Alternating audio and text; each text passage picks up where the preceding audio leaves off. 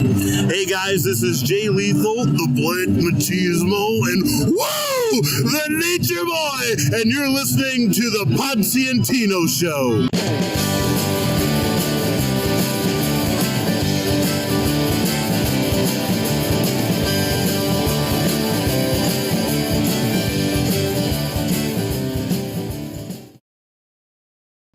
Ladies and gentlemen, boys and girls, children of all ages, the Pots and Pans Network brings to you its tag team champions of the world.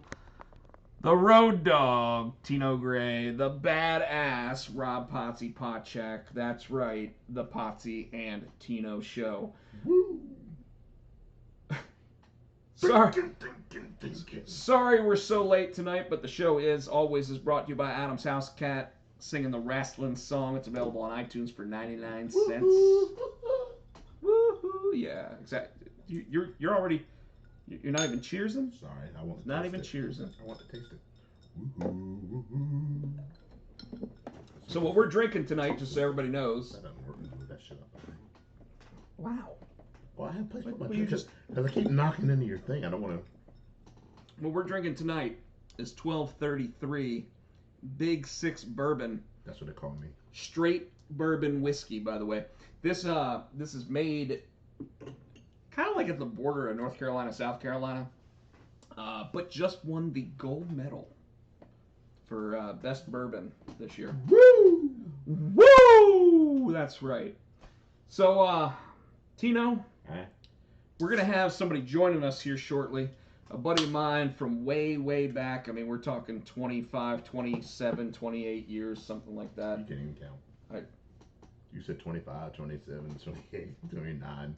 I mean, I'm trying to figure out how many years it's been, but I've been in North Carolina for 28 years, and I've known this cat for about that long. And we're gonna tell stories of a friend of ours because unfortunately, I lost a good friend this morning. But before we do that, we always, every week when we do this show, we like to say, What's up with you? what's up with you? And yes, right now, I'm holding it together. I'm being good about it. I'm actually having an okay day now. It's a pretty rough day at work, though. Yeah, I can imagine. Who did you go first? No. This week, if you want me to, I will. Go first. So, this weekend, I started watching the new He-Man cartoon. I haven't watched that. Which really isn't He-Man, it's Masters of the Universe. So it's all the other characters and not He-Man, which I think is why. Is he not in it? No, he is. Oh, okay. Kinda. You gotta watch it. What is it on? Netflix. Netflix, okay. Yeah, it was written and produced by Kevin Smith. Okay. So That's the guy from Clerks. It's not Silent Bob, Jay. Yeah, Jay and Silent Bob. Yeah. Folks, if you're in the chat, don't be shy. Say hi. Make sure that you're joining us. Tonight's going to be a somber show, but we got a lot to talk about. So I watched that, but I was telling you earlier tonight I watched a show called Dr. Death. I thought Steve Williams. I thought Steve Williams. I thought like Kevorkian. I mean, and in fact, I've told you the story about how I came up with Junior High Horrors, right? Where I was sitting with my buddy from New York, John, who is a New York City police officer who was working on a serial killer case. They called him. You probably told me, but don't know if you told me. So they called him Dr. Death. Apparently his name was Michael Swango. But that's not even this story. This story, Papa Shango, yes. Papa Shango, yes, the Godfather. No, not Papa Shango either. Made you laugh. I love you, man. No, so and by the way, folks, if I get up to walk downstairs, I'm gonna be bringing our special guest up. He's making his people like spit up black stuff. Making the Undertaker vomit, you know, like. And the cop's like, "What's that black shit?" I don't know. It was somebody else. So the show on Peacock. Sprinkle crack on which is funny because it's where the WWE Network kinda is, right? So Wait, don't get me yeah. started on that So, bullshit. You know I'm still salty about that shit. the last pay-per-view. Yeah, I'm salty about that So anyway, this show, it's an 8-episode series. It's got the guy that was Pacey on Dawson's Creek shit. Okay. as Joshua? No, Josh Jackson, yeah. Playing Christopher Dunch, who is the real name of the guy who was doing this stuff. Alec Baldwin, Damn. Kelsey Grammer, and Christian Slater. Now is it all up now? We can binge watch it. Or they do episodes It's each all week. online, Cool. so you can binge watch all. I watched all 8 episodes yesterday. And what about 40 minutes? Yeah, about 42 minutes. Yeah, because it looks like they made it so that it could be shown on TV. Okay. Although there's foul language and everything else. So if it makes it onto TV, it'll be it'll probably be on USA. So Peacock let them have foul language, Yeah, oh yeah. but they cut up no wrestling. They censor wrestling. Well, this they actually say is TVMA, whereas wrestling they still say is TVPG. Well, they need to go back to TV. Anyways, wait, Kelsey Grammer was in it. Yes, Chris Barrett. Kelsey Grammer was in it, and he played the doctor that taught at the University of Tennessee, where Christopher Dunch actually was a student. The whole thing is based on a true story. 2 episodes, interestingly enough, Tino, 2 episodes of it actually say at the beginning, while this is based on a true story, there is fabrications of.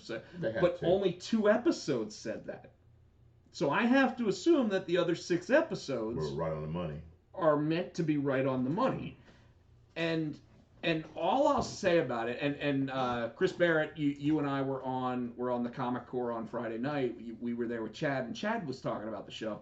So that's one of the reasons why I watched it. But you have 3 Emmy award-winning actors on it, because Christian Slater's won an Emmy for Mr. Robot, Alec Baldwin's won one for 30 Rock, and Kelsey Grammer won one for Frasier. So you've got those 3. Then you've got the guy from like I said, Dawson's Creek. But he didn't win any Emmys. No, not on that. But he was on another show called Fringe on Fox. Okay. And that was all about like weird happenstance and stuff, like almost like the World of the X-Files kind of shit. So Chris says, I mean, all you had to say was Kelsey Grammer, and I'm in. Kelsey Grammer's only in like 3 episodes, so I will preface it with that. But it's so good, Chris Barrett. Somebody's booming. Yeah, somebody's booming their music. I apologize. Anyways, the whole thing, like, Tino, I've had heart surgery. Mm-hmm. Have you had surgeries? Knee replacement, that's about it. So this is all about a guy who does neurosurgery, which is brain and spinal surgery. No. Now, did I ever tell you the story of the time that I was having major migraines and they wanted to do a spinal tap on me? No. Never? Really? You might have. That doesn't sound familiar, though. Okay. So there was a time where I went to the doctor, and like my mom had to like pick me up off the floor because like I was having such major migraines that I was keeping my head on the bathroom floor where it was cold, and she didn't physically pick me up, but she was like, we got to go to the doctor, right? And I was having these massive migraines. She took me to Duke, where they apparently have like the best neurosurgery areas in the world. I gotta take this. It's Mark. Okay. Go ahead and say what's going on with you. How about that? I didn't have a migraine or surgery. What's up, buddy? But okay. So what's up with me? Let's see. So we ordered. So probably about back in April, my wife and I ordered this couch, and I guess because of COVID and all this, they had to build it and keep it going. We finally got the couch delivered today, but the funny thing was yesterday we moved the couch we had in the living room and these 2 chairs out. So our living room was just flat naked with no furniture, so we pretty much couldn't watch TV in the living room. We had to watch TV in the bedroom. What do you say? Well, then they even bring him up. Why didn't bring him up? I mean, Frasier is arguably the best show ever, and Kelsey Grammer only missed 1 episode. to go to rehab. I did enjoy the show Frasier. I think I enjoyed the character Frasier more on Cheers. And I know that's weird because Frasier was a spinoff from Cheers, but I think they did go more in depth in the TV show. But I think my overall favorite Frasers were Kelsey on Cheers interacting with Sam and Diane and all the different characters that were there on Cheers.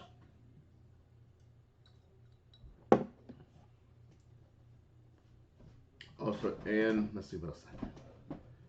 I didn't do much this weekend. I'm trying to figure it out. So I do want to check that show out. We have been watching the show on A&E. My wife is Discovery of Witches, which is a pretty good show. If you get a chance to check that out, there's a few shows that I do want to check out on the Netflix. Frasier was definitely better on Cheers, but he's better fleshed out. Yes, exactly. I don't know, and I think the dynamic with Frasier and Lilith, I was kind of disappointed that I don't know if Lilith she might have made one or two appearances on his actual show, but on Cheers, I like I can't even speak. The interaction they had on Cheers. So what you think?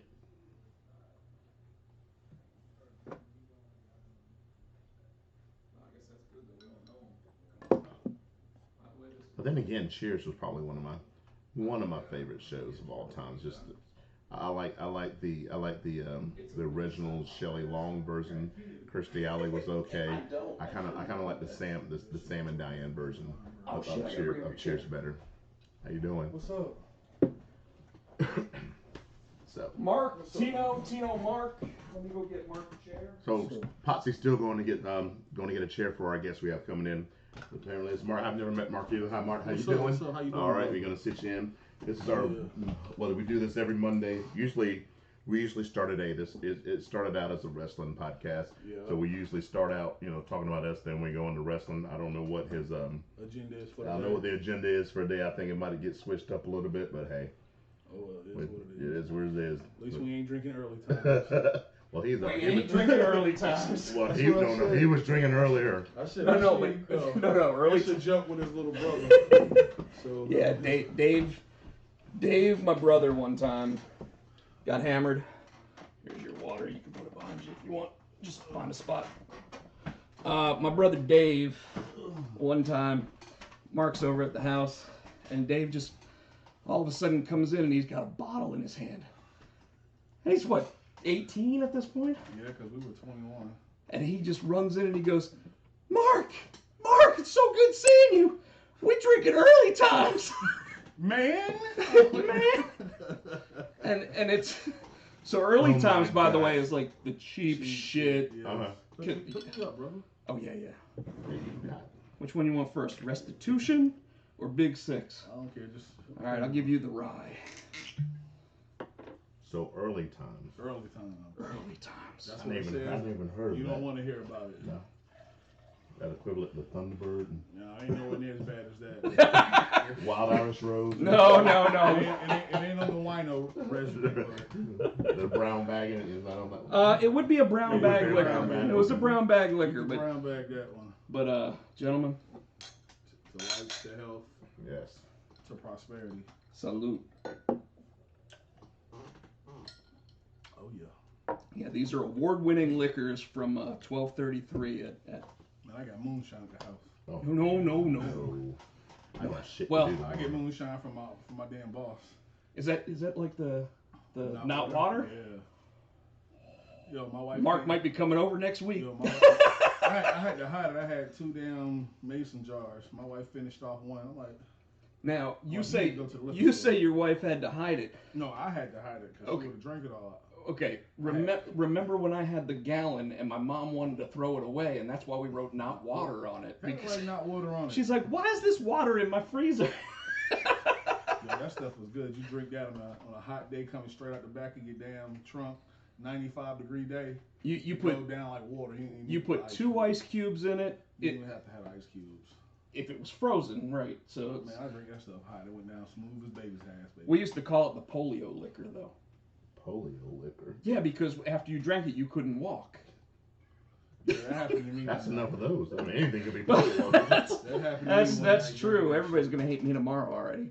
I mean, every liquor is a brown bag liquor if you get a bag. Yes, Chris Barrett, you were absolutely right. Hell yeah. What's up, T? Welcome to the show. Terrence, welcome to the show. We would invite you on, but we're live. This is my buddy Mark. Yo. Mark and I have known each other for, I was saying, 27 years. Yeah, something like that. Long time, brother. Long time. Like, I remember, just to give some background to me and Mark. Now, I'm 5'7", I'm fat, everybody knows that. But Mark and I were in the same gym class, and every guy on the basketball team was in our gym class with us. So one time we were supposed to go outside and play soccer, but it was raining. So they were like, fuck that, we're not going outside. We'll play basketball. Mark and I get chosen to be on the other team with our buddy Donald Wyatt. Yep. And we proceed to just run up the score on the Jordan High School basketball team because they had one guy, Courtney Alexander, who did play in the NBA. Very shortly, though. Very Apparently, y'all were scoring on him. Y'all were scoring well, on him. no. It's because everybody kept trying to pass him the ball. And Mark and I had played basketball in my front yard for 4 years at that point. Yep. So we're sitting there. It's like, all right, Mark, you post him up, and you know, Mark's about the same size he was back in high school. I'm a little rounder, but close enough. About the same. Hey, I'm trying to help you out here. Mark's about the same size he was in high school, so he would just back into the guys, get the ball, because I would check it into him. Donald would check it into him, and Mark would shoot the rock out to us, take the outside shot, and we'd hit. You know, because I mean, like we played. God, man, like, we talk about North Carolina Heat. We would play for, 6 hours at a time? And drinking alcohol. All right, stop. We got to take an alcohol break. We got to cool out there because, you know, Yeah. at Potsy's parents' house, you know, it was a driveway, but it was built up with a retaining wall, and that was what the goal was. So Oh, God. if anybody You've drove seen it. Yeah. If anybody drove to the lane, we just let you go. You had it. If you Right. lead somebody to the lane, so Well, there were plenty of people that went into that wall. yeah. There were people that we cared about. You know, we don't care we about just let them you. go. Well, like my sister. My sister, every time, like, Shorty? yes. Shorty played. So my sister's 4'11" and a half, and that's why we call her Shorty. And she even accepted the nickname because her email is Shorty Potts or whatever at this point. And so she would play, and her husband Shane would play, and Shane would sit there and always pick her. And the reason why was, one, nobody would ever want to guard her. Yeah, because she was a girl. Two, she always played harder than most of the guys, Yep. especially when we were drinking. Yep. Three, no matter what happened, she would get up and we'd be like, "Are you all right?" And she'd be like, "I'm good, just go." Like every time it was, "I'm good, let's go."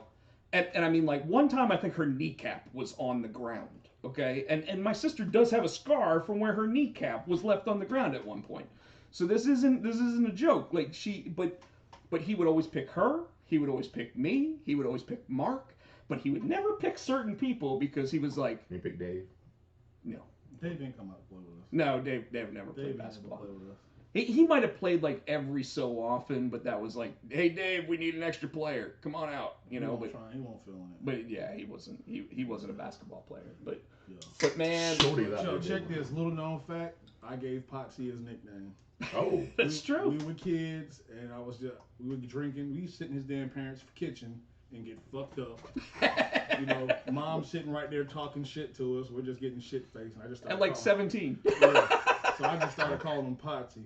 Man, this ain't fucking Happy Days. Happy Days. I'm like, nah, dude. Your last name was Potchat. You're Potsy. So I just kept calling him Potsy, and after about a year and a half, it stuck. He ran with it. And you see it right there on the screen. Yeah, It's I see it. I mean, 43 years old. I'm still going by it. Hell yeah, gamer tag, all that shit. Gamer tag now with my comic books, like it actually says written by Potsy. Isn't that Right, is damn one of right. your so another one of your is it not What did it say? So Dave sounds like me. Can't read him too far away. Dave sounds like me in early afternoon drinking games. I won't play unless. No. Dave, well, with the drinking games, Dave played a lot. Unfortunately, he got silly when he started drinking. Early times. Yes. Well, it's because Dave wouldn't go get a job, so he always drank cheap shit. You know, like Mark and I. You remember that time that Russians. They weren't white Russians. They was Russians. So there was a time where it snowed, and oh shit! When I wrecked my shit, we had it in your damn and we were hitting it with the sledgehammer to trying to knock the axle back right. Hell yeah! All right, so to tell everybody what happened, Mark and our buddy Chris, and Chris unfortunately passed this morning. Rest his soul. Yeah, definitely rest his soul. We're doing the old Irish salute. They show up in my driveway at like 10:30 in the morning after they canceled school. Now in North Carolina, they never cancel school until like 10 o'clock. Yeah. It's like you might have a 2-hour delay, right? Yeah. So 10:30, these two motherfuckers roll up, and the car's like, and my mom's driveway is like half a mile long. Yeah. Like this isn't a joke, folks. Like this is why we played basketball there, because you could go all the way down the driveway and be like 5-pointer. Yeah. So anyway, these two show up, and they get out of the car and they're like, Potsy, you got a sledgehammer? And I'm like, what the fuck, guys? Like, and Mark goes, I hit an embankment. So how we got there was we went and got we made some white Russians, but they weren't ever white. We called them Rican Russians. That's why we called them Russians. So, because Mark is my Puerto Rican brother. So we take it, we just put a splash of milk in it just so you don't get the damn heartburn from hell drinking black Russians. Yep. So man, we drinking, and we had the 32-ounce goat cups. Oh shit. So we slamming that, drinking, fish shelling in the snow. Boom! Fuck! And I mean, we're 17, maybe there. 18. It might have been our senior year. It might have been 18. Yeah, but we weren't old enough to be going to the store buying it. But these two show up. They've got this. They come into my house. My mom is sitting there, right? And my mom's like, "How you boys doing?" And she's just having and Chris is having a conversation with her. And all of a sudden, like Mark's like, "We're gonna take Potsy. We're gonna go have some fun in the snow and everything else." And my mom's like, only if Chris is driving. Yeah. For some reason, she thought Chris was like never drunk, but he was the drunkest one. He was, because I think we went to the movie theater. Oh shit! We went to the movie theater. That's when we about to get kicked out of the movie. Me and Chris in there ripped. Man, And Chris is smoking cigarettes in the theater. Yo, it's these little kids, and this was like with South Park in its heyday. So we just started screaming Timmy and out. Timmy! People down Timmy, 4 or 5 rows in front of us screaming it back. Chris smoking a cigarette. The ushers come in. And we're gonna have to ask you guys to leave. Chris is there trying to blow smoke in his face and just go. I think he actually Sorry. I think he went like this. He's like, sorry. Yeah. And then the guy's like, no, we're gonna have to ask you to leave. And Chris just like put his cigarette out, like flicked it at the dude, at his feet. And blew his smoke all in his face. Oh man. Like yeah, we never made it. We didn't even get to the damn previews. We got kicked out. Yeah, we got kicked out of the movie. Yeah. I don't even remember what movie it was supposed to be, but like it was Road Trip. Oh god. We should have been allowed to stay. God. Now that you think about We it. got kicked out trying to see Road Trip. Oh god. Blood drunk souls. So there was one story, and then one time, and I told you we're gonna tell stories about Chris, and Carolina was his favorite basketball team. Now Chris was from Boston. Yep. Framingham. So he was all about. Carolina. I know you're. ECU, but I'm a Carolina dude. Okay. So Chris was a big New England Patriots fan, and when they sucked, he was still the biggest fan. but he hated life. Okay, like he'd be like, well, at least we scored 16 this week, you know. you lost 54 to 16, You but gotta look on the bright side. You gotta Hey, look on the silver bright lining. side. and Cup half full. I like him. and he used to always tell this story because he was, like I said, he's from the Boston area, where his dad got so mad at Bill Buckner when the ball went through his legs that he picked up his shoe and threw it and broke the TV. Like, that's how mad that, you know, like Bostonites get when Boston teams lose. So you know, the good news sounds like Morton Downey. Yes, it pretty much was like Morton Downey without all the cigarettes. Yes, absolutely, Chris Barrett. But Chris was so amazing, like, as a person. He like, Carolina makes it to the Final Four. I don't give a fuck about basketball. You know that. I hate college basketball. I like March Madness. I'll get into it. You know what? I don't hate it. But I just don't. Really I don't care about it, right? Yeah. Like, so all of a sudden one night he goes. You didn't grow up here. Now this was on Sunday night. This is a Sunday night. This was a Sunday night, probably about 6 o'clock. I'm sorry, but the reason you don't appreciate it because you grew up in North Carolina. Yeah. There was times when we made it to the Final Four, you're in class, they bring the TV from the AV room and set it up so you can So watch it's like the OJ game. trial is what you're saying. Yeah. kind of like OJ trial. Like when the Branch Davidians and they invaded in Waco. Yo, they brought the TV. They brought the TV in for that too? They brought the TV in for that. We watching that on live. Sorry, go ahead. I'm sorry. No. So Chris calls me up and he goes, "Hey man, me and Mark going down to Chapel Hill." And I'm like, "Why?" And he's like, "Carolina made the Final Four." And I'm like, "Fuck it, I'm in." Right? So we go. So they come and pick me up. At this time, I'm in trouble. So my mom kicked me out. So I'm staying at my grandma's house. Oh, damn. So, like, my grandma lives... Like 5 minutes from us. Yeah. So we stop at the store and we get down... 151. How the fuck are you buying alcohol? No, we didn't buy... We had 151. We already had the 151. Oh, right. But because it's Sunday, so me and Chris got a 4-pack of Heineken, 16-ounce cans each. Now, from the time we left the damn store to Chapel Hill, we finished our 4-pack and was drinking the 151. Okay. Now, by the way, I didn't drink beer at this point. So he couldn't drink. He well, I think I drank one of the Heinekens. I think I might not have. You must have drank Chris's because I downed my 4. Yeah. Probably. You know what? No, I probably had like a 6-pack of Diet or Pepsi or Coke or whatever, and I was just pouring 151 into it, and just sitting there pounding.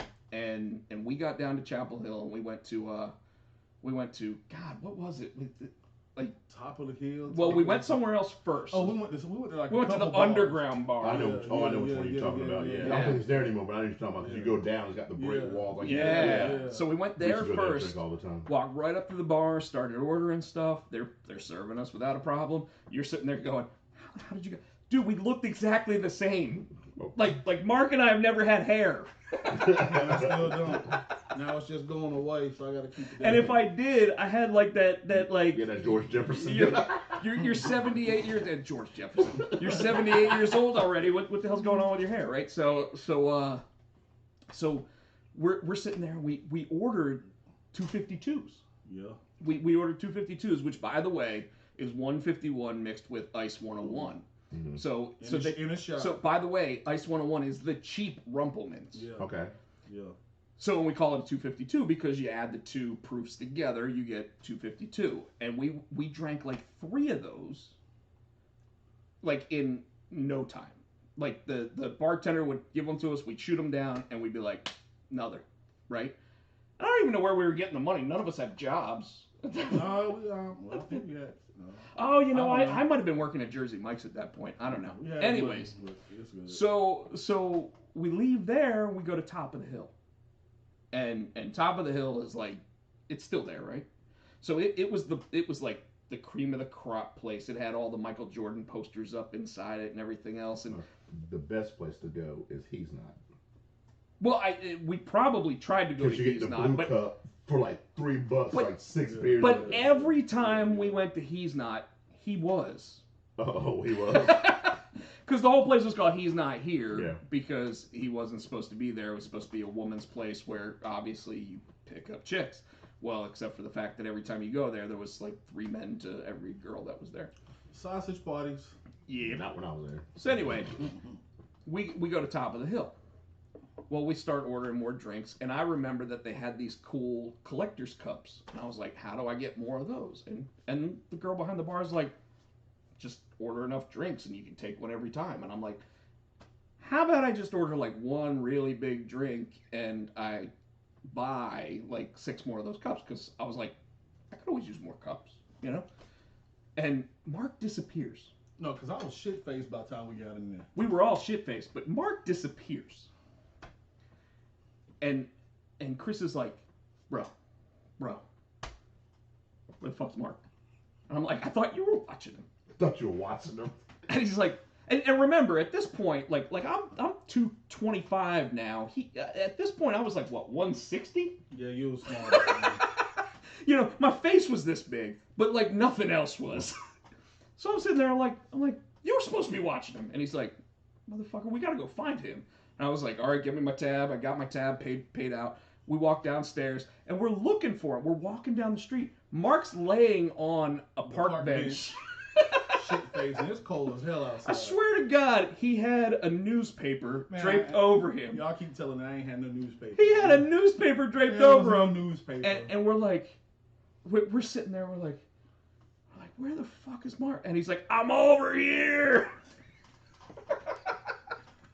Mark, you gonna get us arrested, man. We can't be on the bench. So they picked me up, right? So they was like, we're literally like Weekend at Bernie's walking him out of the place. For all you kids out there, it was about a dead guy that 2 guys decided to walk around the town. Oh my God. So anyway, the worst part was I'm the drunkest one. I knew where the car was. They start walking the wrong way, and I'm like, the car's over there. By the way, this is not the first time that I went the wrong direction. If we're ever on with our buddy Fubar, I'll tell another story about that. But so Mark's like, car's over here. So we started going that direction. We get out to the car. We go to throw Mark in the car. No. Before this happened, they didn't throw me in the car. They threw me and draped me over the car. So while they draped me over the car, Chris is damn smacking every car that's going by. Woohoo! Tar Heels! He's smacking cars. Yeah, he's like, woo! Carolina Final Four! Oh my God. Shit face. Next thing we know, the police. Whoop, whoop, whoop. And this is before we're in the car. So Mark is like laying over the thing, right? Cop comes up and he goes, hey boys, how y'all doing? And we're like, well, we're doing really good, but Mark here needs to lay down in the car. What do you mean Mark needs to lay down in the car? Well, we're getting ready to go back and drink, and Mark's going to lay down in the car because he's too fucked up to drink, right? Cop goes, well, what if he goes in the car and dies? And I go, I ain't gonna die. He literally says this. Oh my God. He literally goes, I ain't gonna die. Never looked up. I'm still down. I'm talking to him. And the cop's like, don't listen to him. What are you gonna do if he... And we're like, what are you trying to say, officer? And he goes, I think y'all have had too much already. Why don't you call your dad, right? And I go, all right. And I call my brother. Dave? I call my brother Dave. I mean, I don't have another brother. It's Dave. Shane. Well, yes, in most cases, I probably would have called Shane. But I called Dave. Dave has an F-150 truck. Dave answers the phone. Excuse me, sir. Your son and his 2 friends are really, really drunk in Chapel Hill. Is there any way that you could come get them? But you forgot the best part. So as I'm laying in the car, but when he tells us that we've had too much, he's asking for IDs. So I got my money in one pocket and my ID is in the other pocket. So in one motion, still looking down, He goes, pull it out, fling it. They tell me to hit right the cop into his dead in chest. the chest and hits the ground. Oh shit. Yeah, I was Like you didn't go to jail. like I said, I never looked up. I just He just one motion and flinged it. like that, just right into his chest. And the cop's like, y'all need to make a phone call. That's actually what that's when we call in. He's like, y'all need to call your dad. So apparently he thought we were all brothers anyway. So I called Dave. So I called my brother, and my brother's hearing the whole thing. It's like, Mr. Pochak, just want to let you know your son and his 2 friends are out here in Chapel Hill. They're getting a little bit wasted. We don't want to see them get into an accident and die. We want to see you guys come pick. And my brother goes, I'll be down there in 20 minutes to get them, right? My brother shows up. My brother's younger than me. I know. At this point, he had hair and everything, you know, like, and he shows up, and and like doesn't even like look out of the truck, just puts the window down. The cop goes, "All right, sir, you ready to pick your son and his 2 friends up?" And he's like, "Yes, sir. Thank you, sir." Like, and so I get in the front, and the 2 of them climb into the back of the 150, like in the bed. Yeah. And we Hanging drive out of it. and at least one of us threw up. I don't remember which one it was, but Chris puked over the side. yeah, it was like blah, blah, blah, blah, blah, just God, no. Oh, they didn't go around town and weekend at Bernie's. They used the dead guy to have an awesome weekend and at the dead guy's beach house. Yes, That's right, very that's true. right, That's yeah, it. they did. And that's kind of what we did. We used my brother to have an awesome night in But I Chapel didn't Hill. die. But I didn't. He didn't die. He I just didn't. wish I could see him just go. Oh, dude. And I'll tell you what. I got another Chapel Hill story. Oh shit. This. You want more? The big 6. What you want? Yeah, Big 6, Big or you Six. want to try the restitution? No, the big 6. Hit me up. I'll try the restitution. You had restitution. I'll give you Big 6 this time. All right. 18, 16, 18. All right. 1, 2, 3, 2.5. Well, next time you get restitution. 210, 220. You haven't had any of the Bookers. That's downstairs. You really want to sit there. Nice. You I ain't got going shit nowhere to do if after you tomorrow. drink that one. Yeah, What else did Chris Barrett say? That was it. College basketball is like the WM. Oh, you don't want to say that. Not in Carolina. Screw it, say it. Yeah, go ahead, say it. I don't care. Now you talk about college football. Oh, they didn't even crack. Like they must be good. Getting old. Yeah, that shit said Notre Dame is like the W. Don't you ever get out of my house. Get out. Get out. Guess the Irish lost that fight, huh? Go on, get. Go lay down. Go lay down. Go lay down. So, all right. Did he ever meet your racist dogs? I don't know if you did it. You met Artie. You remember Art? Yeah. Because it was the same pup that. But you know what? Artie never gave him the same shit he gave you. This Because he fucking was, dog hated because he was black family. No, he people. I loves was me. family too. Nah, his family. That motherfucker, I would come to his house and will bark at me. I wouldn't even be in the house. When you still had your house. And I come in there and run away, but he'd still be barking, right? So when he got his apartment, right, I'd go over there all the time when we watched wrestling. So Artie would bark at me. Then he would sit on the couch, right? He'd sit beside me watching TV, and Rob's like, yo. And Artie, he's leaning on me. Next thing you know, he's got like his head on my lap. And all of a sudden, he'll just look up. Well, hold on. You be petting him. Yeah, that's right. He'd be petting the dog, and the dog would look up at him and go, "Whoa, go Jesus!" And run away. I forgot. They were racist dogs. Like Landis didn't give a fuck, but Artie was a racist And then dog. Shorty, which one is it? Oh, Flynn. Oh my God. Yeah, her dog. You want to talk about a racist dog? That dog would sit there and tie you up and like burn you. He'd run from me though. Well, he will, yeah, but he'd be like, go get him. So all right, so here's another Chris Callahan story. We decided one night we were hanging out with a player from the Carolina football team, our buddy Jorge. Now, to give context, unfortunately, Jorge was a bitch. Oh. I wasn't gonna say that. I did. I liked Jorge. Jorge was Better than Mark bitch. Ditton. Jorge was the kicker of the Carolina football Oh, yeah, team. Corey's a bitch. Thank you. But at the same time, Jorge also is no longer with us. Oh, sorry. See what you made me do. So I ain't like him no way. he didn't like him, we all gotta but go. but let me go ahead and explain our Necessary Roughness story. Oh, no. All right. Anybody who's ever seen the movie Necessary Roughness understands that there's the one scene where they all go to a bar, and before you know it, there's a big brawl that happens in the bar, and then after the brawl breaks up, the cops show up, and the cops are like, "Who we taking downtown?" Right? This shit happened to us for real. Okay? And the people that you would have thought would have fought in this fight are not who actually fought in the fight. If you look at Mark was normally like, "Oh yeah, who am I busting heads with?" Right? Chris was always, oh, if Mark's getting in it, I'm getting in it. As soon as those two sit there and say, I'm getting in it, they're getting in it, I'm like, well, I'll stand behind them. But if somebody comes through, I'm popping them, you know? Behind them. Yeah, he had all his mouth. He was like, get the shit started. Oh, I had He had the mouth. You It's know like, I had the mouth. It's like you the smallest motherfucker in here talking all this stuff. So, That's about right. so this night, we're in there with our buddy Dominic. Yeah, Dom was cool.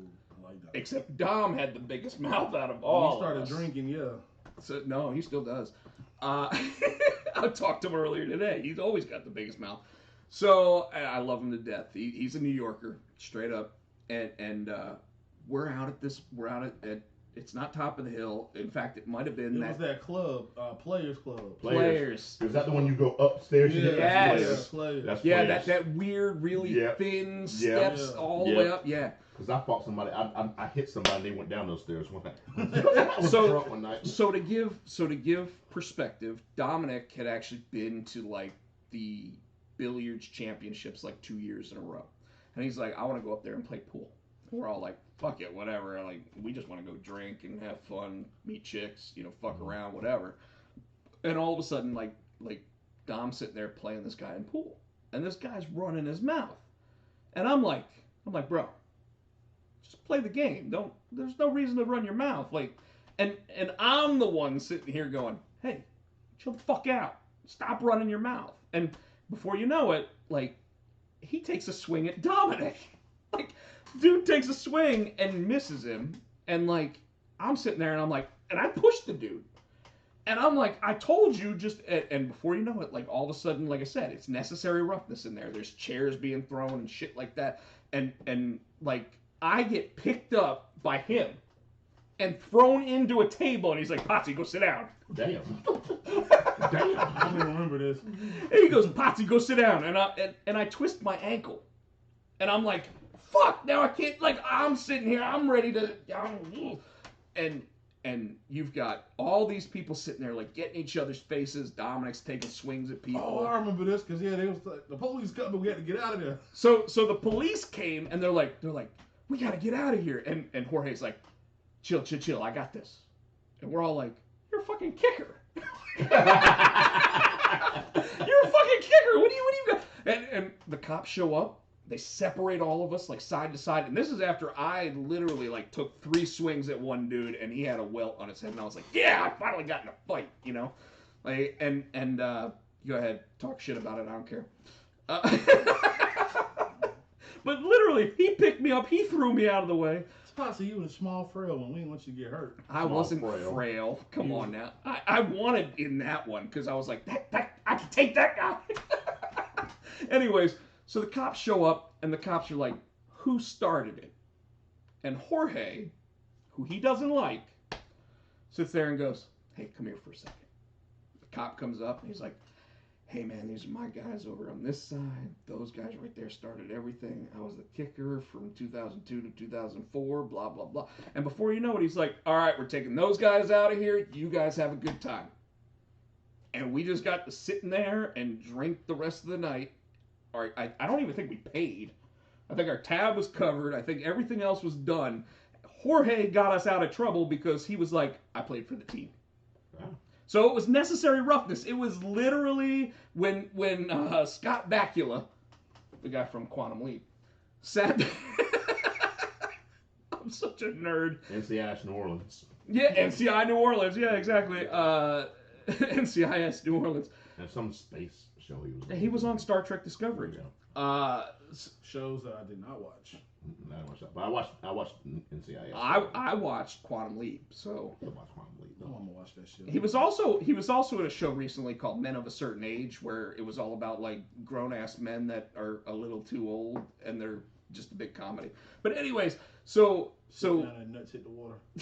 it's cold and deep. Or you sit on your nuts. Oh, that's the worst. Yeah. Ever since then, I started wearing boxer briefs. Yep. That's why I switched. That's why.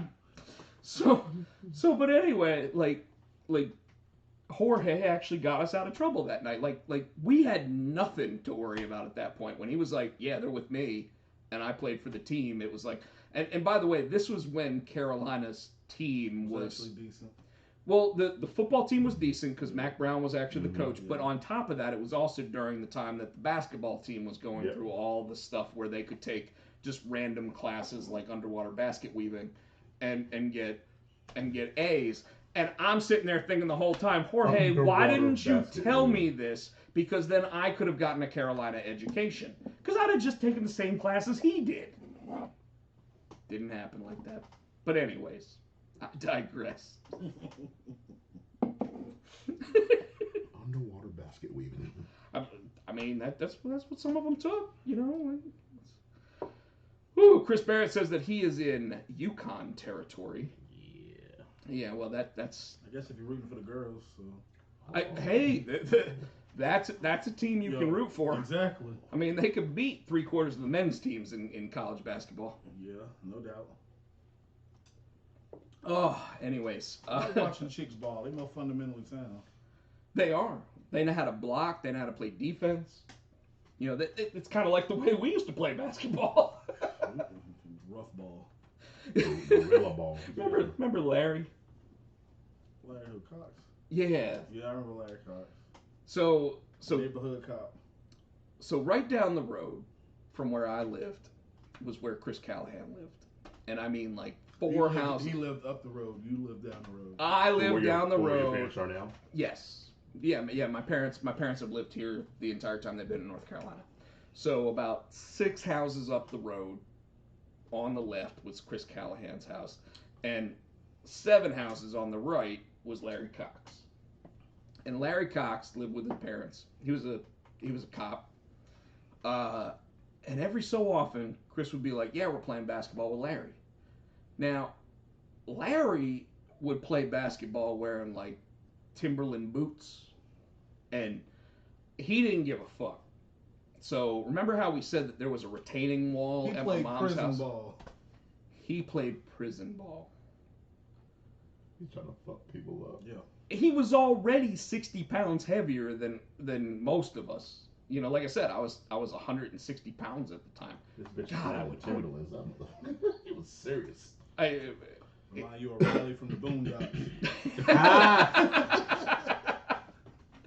So he would legitimately like so Shane would always be on the other team, and one of them would always get Chris's brother Jimmy on the team. Jimmy would come out every now and then. Jimmy would come out. Jimmy was also playing in Timberlands for some reason.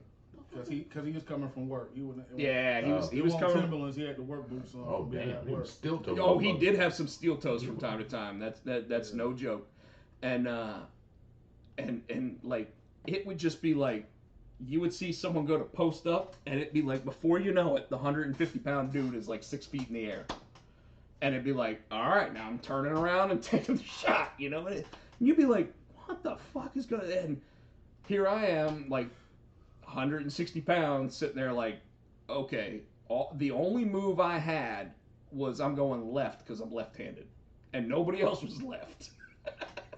So they'd all expect me to go right because everybody else is right-handed. I go left, and they'd be like, fuck! And there I go, and I'd brick or whatever. And Shane would sit there and just tap it in because Shane would always pick me to be on his team, knowing that I was going to miss to sit there and hit it in. Now, for those that don't know, my brother-in-law Shane actually was legitimately roommates with Rick Smits from the Indiana Pacers Cool. in college. Nice. Okay? Rick Smits was brought in as the Duncan Dutchman to Marist College in New York, in Poughkeepsie, New York, and knew nothing about the sport of basketball. You just gotta be tall. He would goaltend on the courts that we would play constantly, and Shane would have to go, Rick, no, you can't do that. You can't do that. There's no cops out there, right? I'm looking. I don't think Cops for what? Well, he parked like right behind you. Oh. So. I know else to park. They got numbers everywhere Yeah. else. They do. So- although so the spot next to me is open, it's just you can't get into it because the other car was parked Yeah. a little too far. So I backed in and cut my wheel real hard and pulled the e-brake up. Yeah. Give me Yeah, some- they ain't getting you out of here. Give me some time to get there before the cops come. All right, that's me. I'm out. Well, you'll probably see the blue and red lights going, and then be like, oh, I'll get it moved, officer. I'm sorry. This guy right here in the red car fucked up everything. And that white car, why is that constantly parked there? Well, so the one right next door has those 3 cars. It's like, dude, get rid of a car. You got what, 2 spots? They were supposed to get rid of one. I don't know what's going on with it. But anyways, That's why they hide the stash. that's probably where they hide the stash. It is Durham. That's I mean, that's the weed car. Hey man, we had a guy that sold weed out of his weed car when we was in school. I mean, we probably still got guys that sell weed out of their weed car. Hopefully they upgraded by now. You over 40. I mean, I'm driving a Buick at this point, so if I was, it would still be. Yeah, but if you over 40 and you still selling weed out your car, you think about your life. Yes. I agree with that. I mean, you know me. I've never been a partaker, so. I was, man, but they get drug tests now. I'm on psilocybin. Because unless they drug test you 6 hours within taking it, you good to go. For those who don't know, that's mushrooms. He just said that on YouTube. I was thinking the same thing. Like, shut up. And yet, all I can say is this has only been my ever vice, besides my mouth. No, that's just loose lips. Sink ships. Or as I taught my kids, snitches get stitches and wind up in ditches. Yeah, but the snitches go home at the end of the night too. Mm-hmm.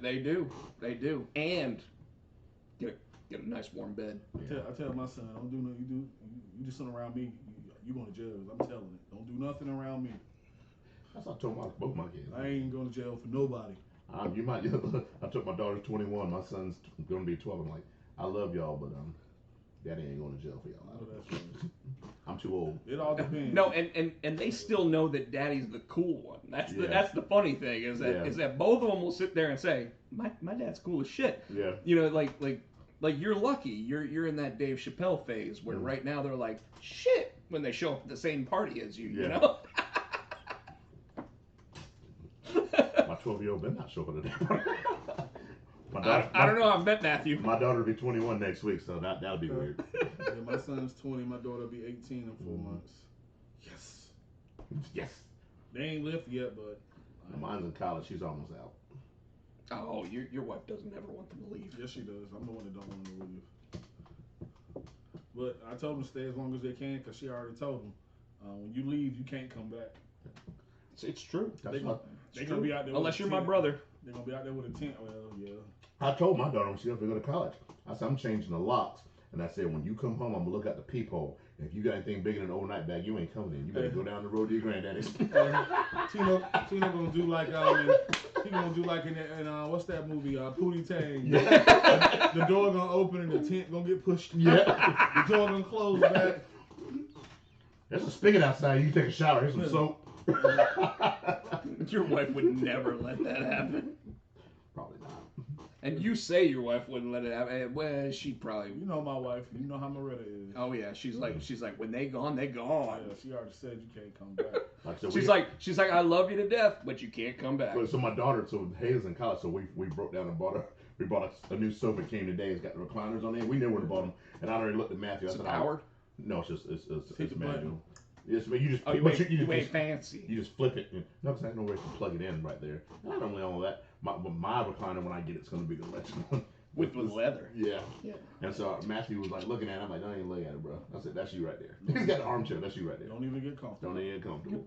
So I was leaving to come here today, and he was sitting on the sofa next to Nicole. I'm like, and he goes, oh, he's just visiting me. I'm like, his ass can visit you from that chair right over there. He's 12. He'll be 12 in August. When his ass can visit you right there. He ain't going to Monday Night Raw with us. Huh?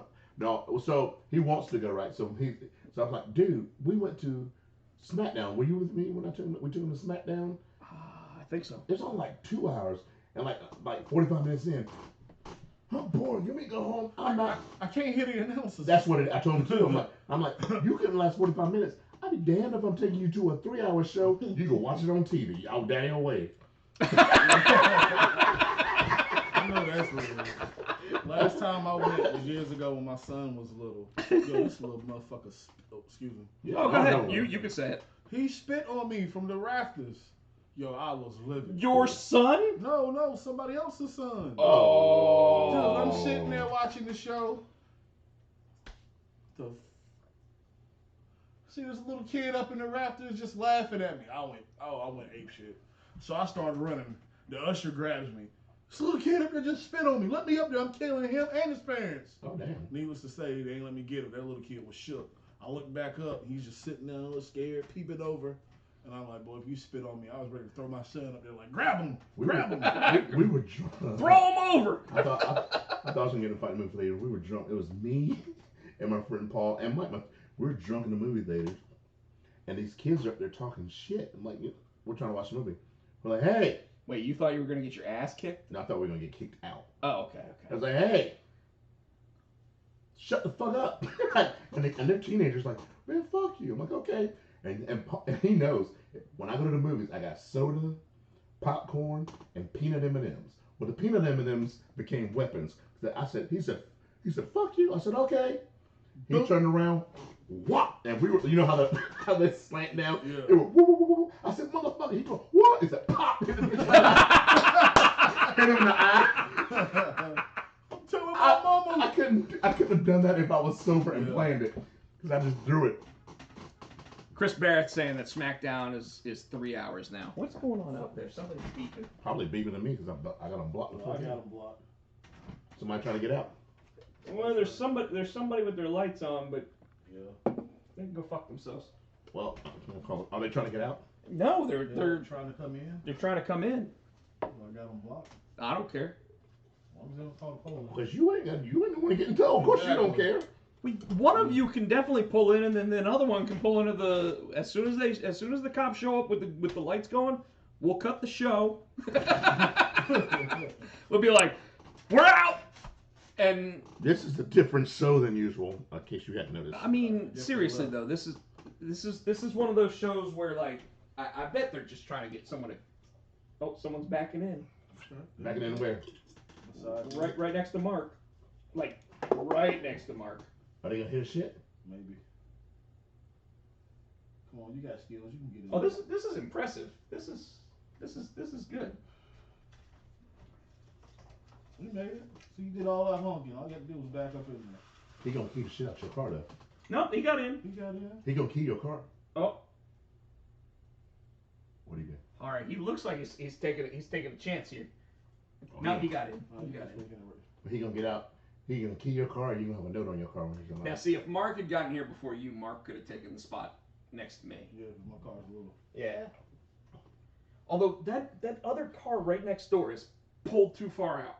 Yeah. Yeah. Like they did it on purpose. purpose. Angled it. They did it on purpose. I know they They did. knew the podcast was going down. They just want to be the one to No, interrupt. this is Chris this is a fun Barrett. show. Are you kidding? Chris Barrett said, "Is this the crack episode?" No. Yes. Just not here. It's the what's going down episode. That's my mama. Granddad, Watson. You know him as Joe the Policeman on the What's Going On episode. That's my mama. Ladies and gentlemen, Mr. Granddad Watson. That boy can sing. That boy good. Good and terrible. So Mark, Yeah. normally on this show I do a GameStop story of the week, Oh shit! but you used to work at GameStop. Worst job I ever had. You work at GameStop too? Yeah, I worked there. I worked So- there for about a year.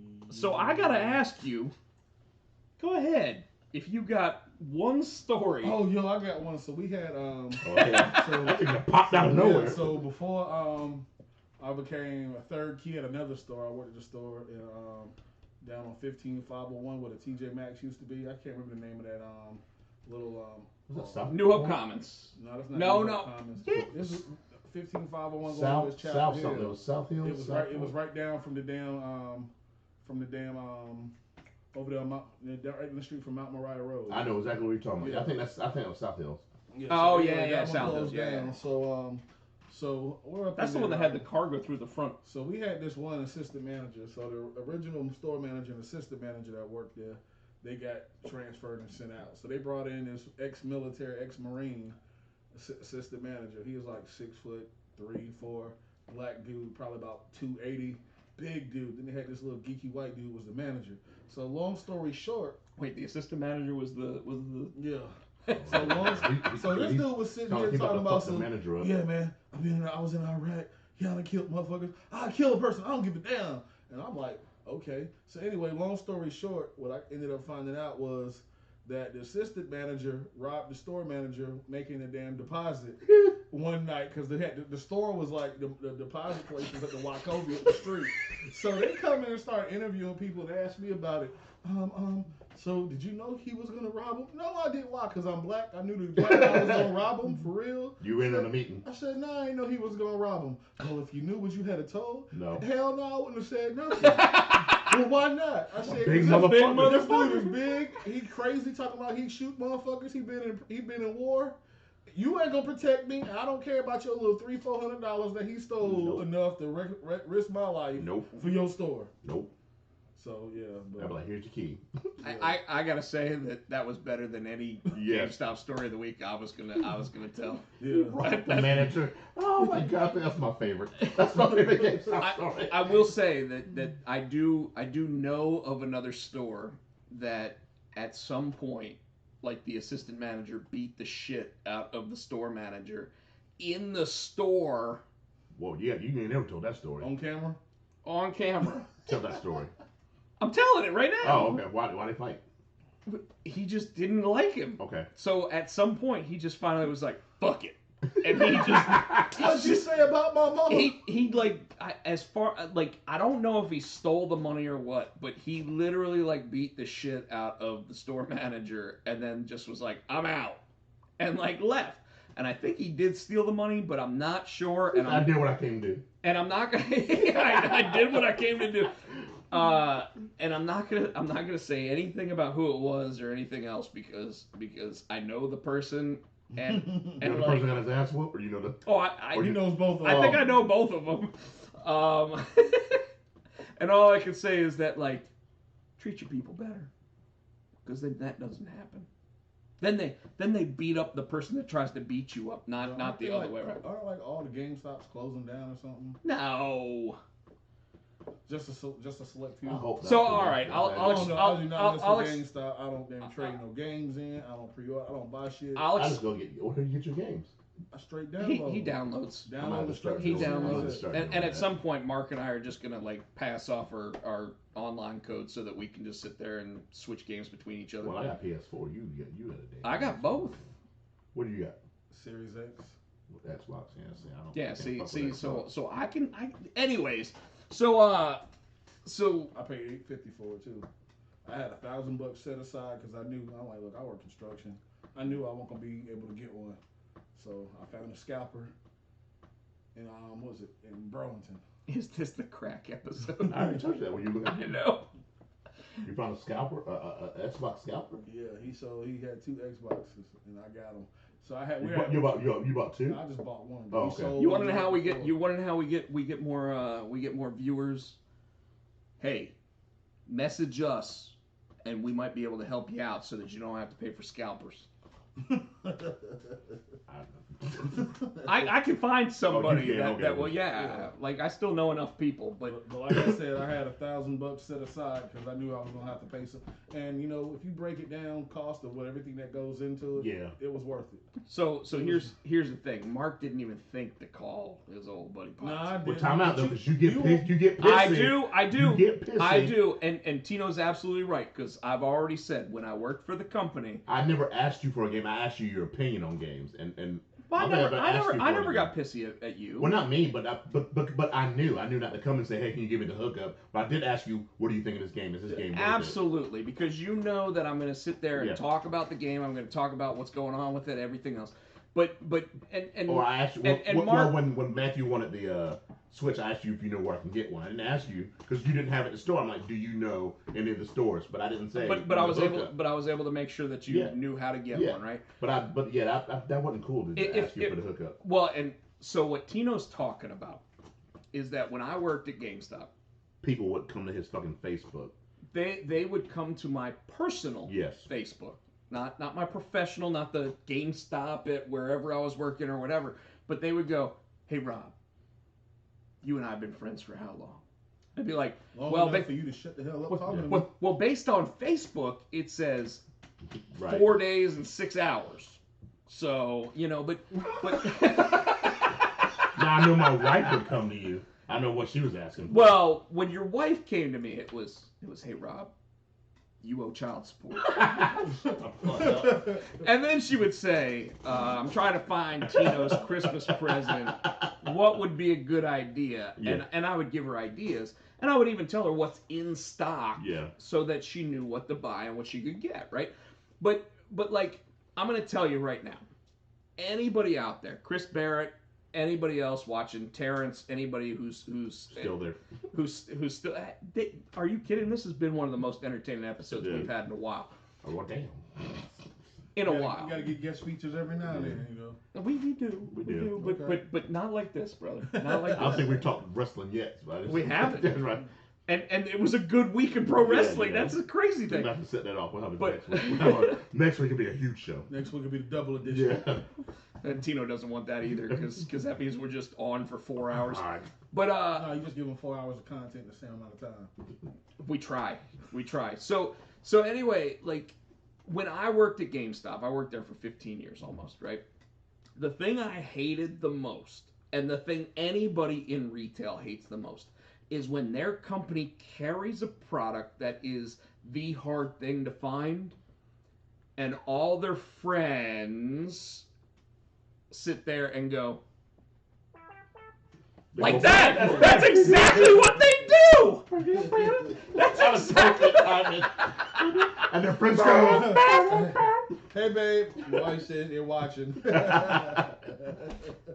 Moretta, we love you. That was funny. And they say, Seriously though, like that was perfect. that was probably the best timing ever on this show. So literally, I can tell you, the one thing that anybody in retail, My daughter said start making jokes. Oh. what? Wow. We love you too, Lois. But anyways, Rob's hairline. I can't talk. Me hey, neither. I can't. shit, that done been a joke since like 1996. Are you kidding? So, but literally, like the one thing we never want to hear, there ain't no hair. No, I'm saying I went to the beach. You can tell. Like, Oh, I was wearing my you hat. got suntan. I was wearing my hat like white. That did like dark as shit. Yeah, I can't talk. My wife, Darkness. I look like a Napoleon ice cream bar. Napoleon ice cream. Oh, you got a little This is red. black, You got a little... red, and come up here and get yellow. So anyway, the thing that people absolutely hate about when you work retail and Yeah. you've got 1,000 friends on Facebook is when they sit there and they go, hey, you, Hook me up. hook me up, and how do I get one? I gave him $1. And you know, I was at a place that I do a lot of business at this weekend, and the manager owner was sitting there talking about how like people always go, do you have any idea how much money I spend here? Yeah, oh God. And I'm sitting there because I'm listening to him have this conversation with somebody else, because it's not like the other person is sitting there like joking about it, right? And I go, oh Dan, and tell me, you can actually figure it out, like how much. And he goes, oh, I tell them. As soon as they say that, and they go, do you have any idea how many thousands of dollars I've spent here in the last Not 6 months? thousands, And he goes, hundreds. you've spent $382 Yep. here. I can show you 64 people that have actually spent more this week than you have this year. And like, I'm like, thank you. Oh damn. But when it comes to your friends, when it comes to Facebook, when it comes to all that stuff, if somebody is working in retail, I'm going to tell you right now, the fact of the matter is this: they do not need you sitting there asking those questions. They don't want you asking those questions. They literally like hate you when you sit there and start asking those questions, because you're their friend. You know that they deal with this on a daily basis. And you are sitting there pulling their bad tooth without Novocaine. You are doing everything you can to sit there and just drive them insane. So let me explain something.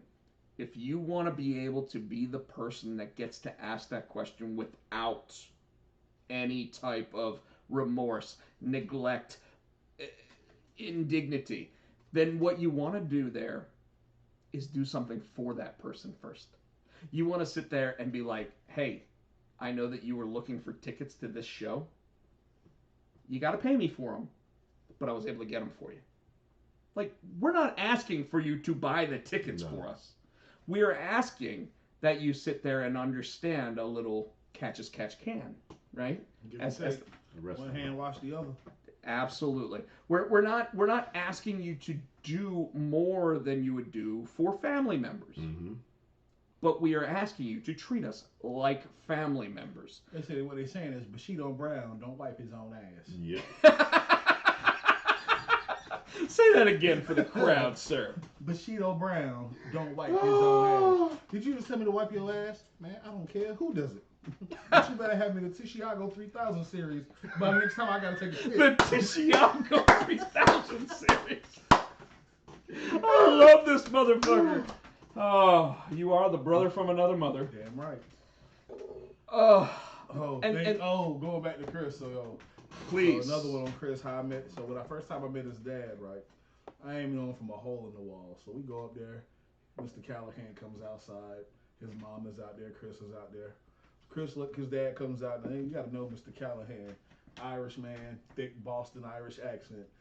He comes out. So they have done everything they can to not be racist at this point.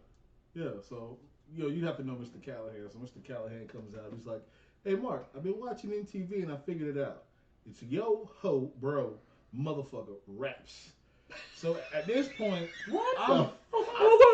I'm dying laughing. I'm in the driveway just dying laughing on the ground, rolling, because it's like funny as shit to me. So I look up and I look at Chris, and Chris is over there like, "Oh my God, Dad, I can't believe you said that." Can't believe you did that. I look at Mrs. Callahan and she's like, "Oh my God, Bob, I can't believe you said that." And I look back at Mr. Callahan and he just sees me dying laughing. And he's like, once I got him, he's like, "Mark, you're the brother who's a brother." And still to this day, when I see him, he calls me the brother who's a brother. When Chris got married, he's like, "Come on, Mark, I gotta take another picture, another family picture. You the brother who's a brother. Come on." So Chris would tell me that every time somebody comes over, who's this black guy that's in all the wedding, the brother who's a brother, all the wedding pictures? Nice. It's the brother who's a brother. Nice. So, yeah. Man, yeah, we had some good times growing up. We had some times I don't know how we made it out alive, but man. I remember the first time that I ever went into Chris Callahan's house. Oh yeah, Ziggy tried to get at you. So he had this pit bull. Oh Yeah, shit. Stop me off while you telling the story. The pit bull's name was Ziggy.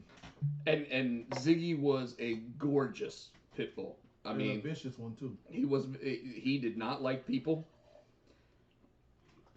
And he was this golden pit bull with black stripes like brindle. I mean, he was gorgeous. Like a tiger, yeah. Yeah, like a tiger almost. Yeah.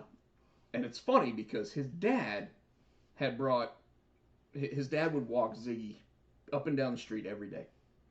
And one day Ziggy got off the leash. Oh shit. And Ziggy walked right up to me, started sniffing my leg, and I started petting him. And his dad was like, "The fuck?" Like, because he thought Ziggy was going to attack me because I'm getting ready to tell the rest of the story. So I'm sitting there, I'm petting Ziggy. Ziggy's completely cool. Bob Callahan puts Ziggy back on the leash. No, Ziggy goes ape shit. And Ziggy looks at me and he's like, like Artie used to do for you. Oh fuck.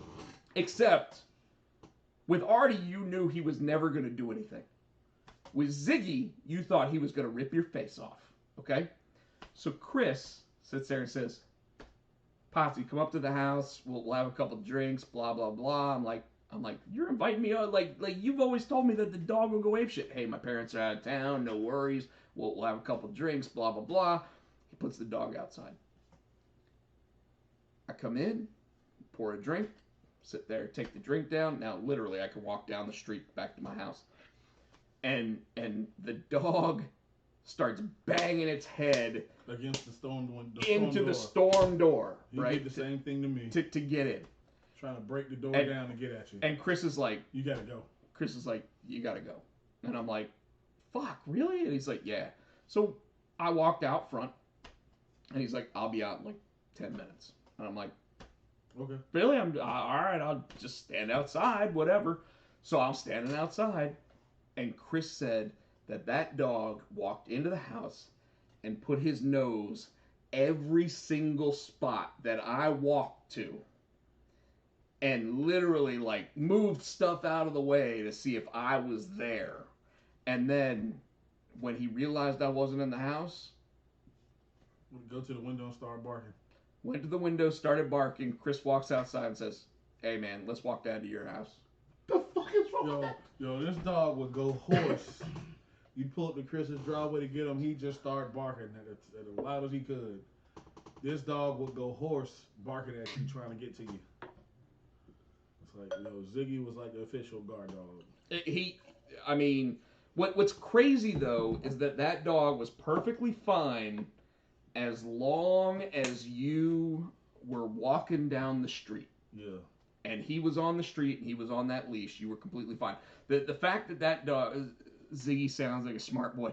Chris Barrett, he was a very smart boy. Like that dog, he was gorgeous, but he was an amazingly vicious. He was the perfect house dog. Yeah. He was the perfect house dog.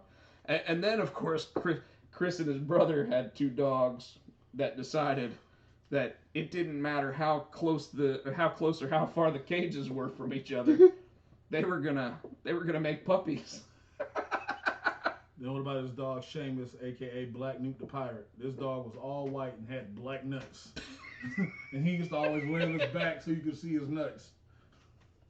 Look at this shit. So this set of dogs was English Bulldog, Boxer, Pit Bull, and Labrador. Mm-hmm. If you wanted a set of dogs that were going to be like just the best pet for you, not anybody else, but for you, these dogs were amazing.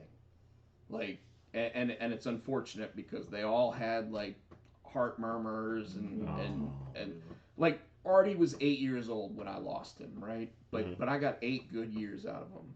But Chris called me up and he said, "Hey, Lacey's getting ready to have pups. Do you want one?" And I'm like, "I'll tell you what, man. I'll take one of the dogs off of you because I know it's going to be hard to sit there and try to get pit bulls like picked up and actually in a good home. So yeah, I'll take one." And he goes, "Which one do you want?" I was like, "I know you're going to take whichever one is like the coolest looking one." And he took Seamus, who was the all white with black nuts. Black Newt the Pirate, that's what he called Black Newt the Pirate. Newt the Pirate. and he literally he had the jowls and he was just a big white dog with the jowls and everything, like the big red jowls, and just gorgeous dog. And then there was one black one, wasn't there? I guess I can't remember. Artie? Is that one? No, Artie was kind of brindles. Artie was the only one that was brindle with the white spot on his face, and he had a white chest. And because of that, he was, I think it was 6 totally brindle dogs, and then there was Artie that had the white spot, and I was like, I want the only one that's different than, and he took the runt, which was Seamus, which wasn't even the runt, he was just white, and I got the other one, and like it was one of those things where, like, to this day, I miss that dog. Yeah. Artie was a pain in my ass, but he was a cool dog. He was, we called him Melon because his head was so big. He had that goddamn melon. Had that bobblehead thing going. Dude, that dog, we got him drunk one time. You got Artie drunk? Oh yeah, dude. We poured Miller Lite or whatever into his food, and don't ever do this. It's a terrible thing for dogs. but he got so drunk that when he would try to jump up on the couch, he would just bang his head into the couch. That is so wrong. Peter gonna be knocking on the door in the That morning. is so fucked up. Oh, what I'll say is this: if you decide to ever give your dog alcohol, make sure your dog wants it. If your dog doesn't want it, don't give it to him. Artie apparently wanted it. No, He didn't want it. no, he did not. He did not want it. Is that why you put it in the food? That's why it was in the food. And I feel terrible now. This ain't no gravy train. Artie's like, what the fuck is this? My favorite thing about my dog, though, Potsy got the Spike Dudley of the litter. I did, actually.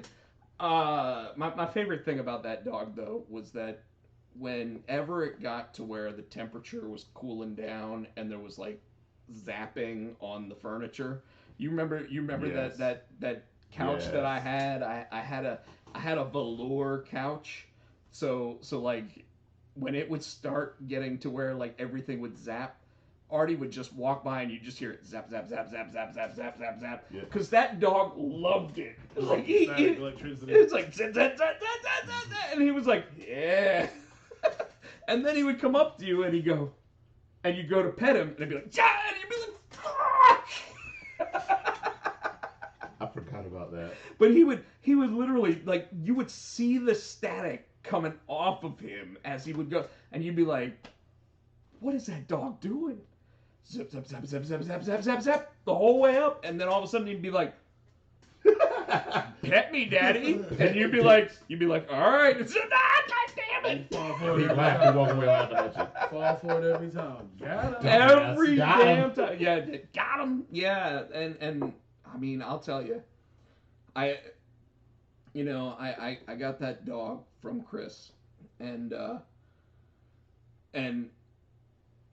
when I had to put him down, Yeah. I called Chris first, and I was like, Chris, unfortunately, I gotta put Artie down. He's got cancer, and Chris was like, he had a good life.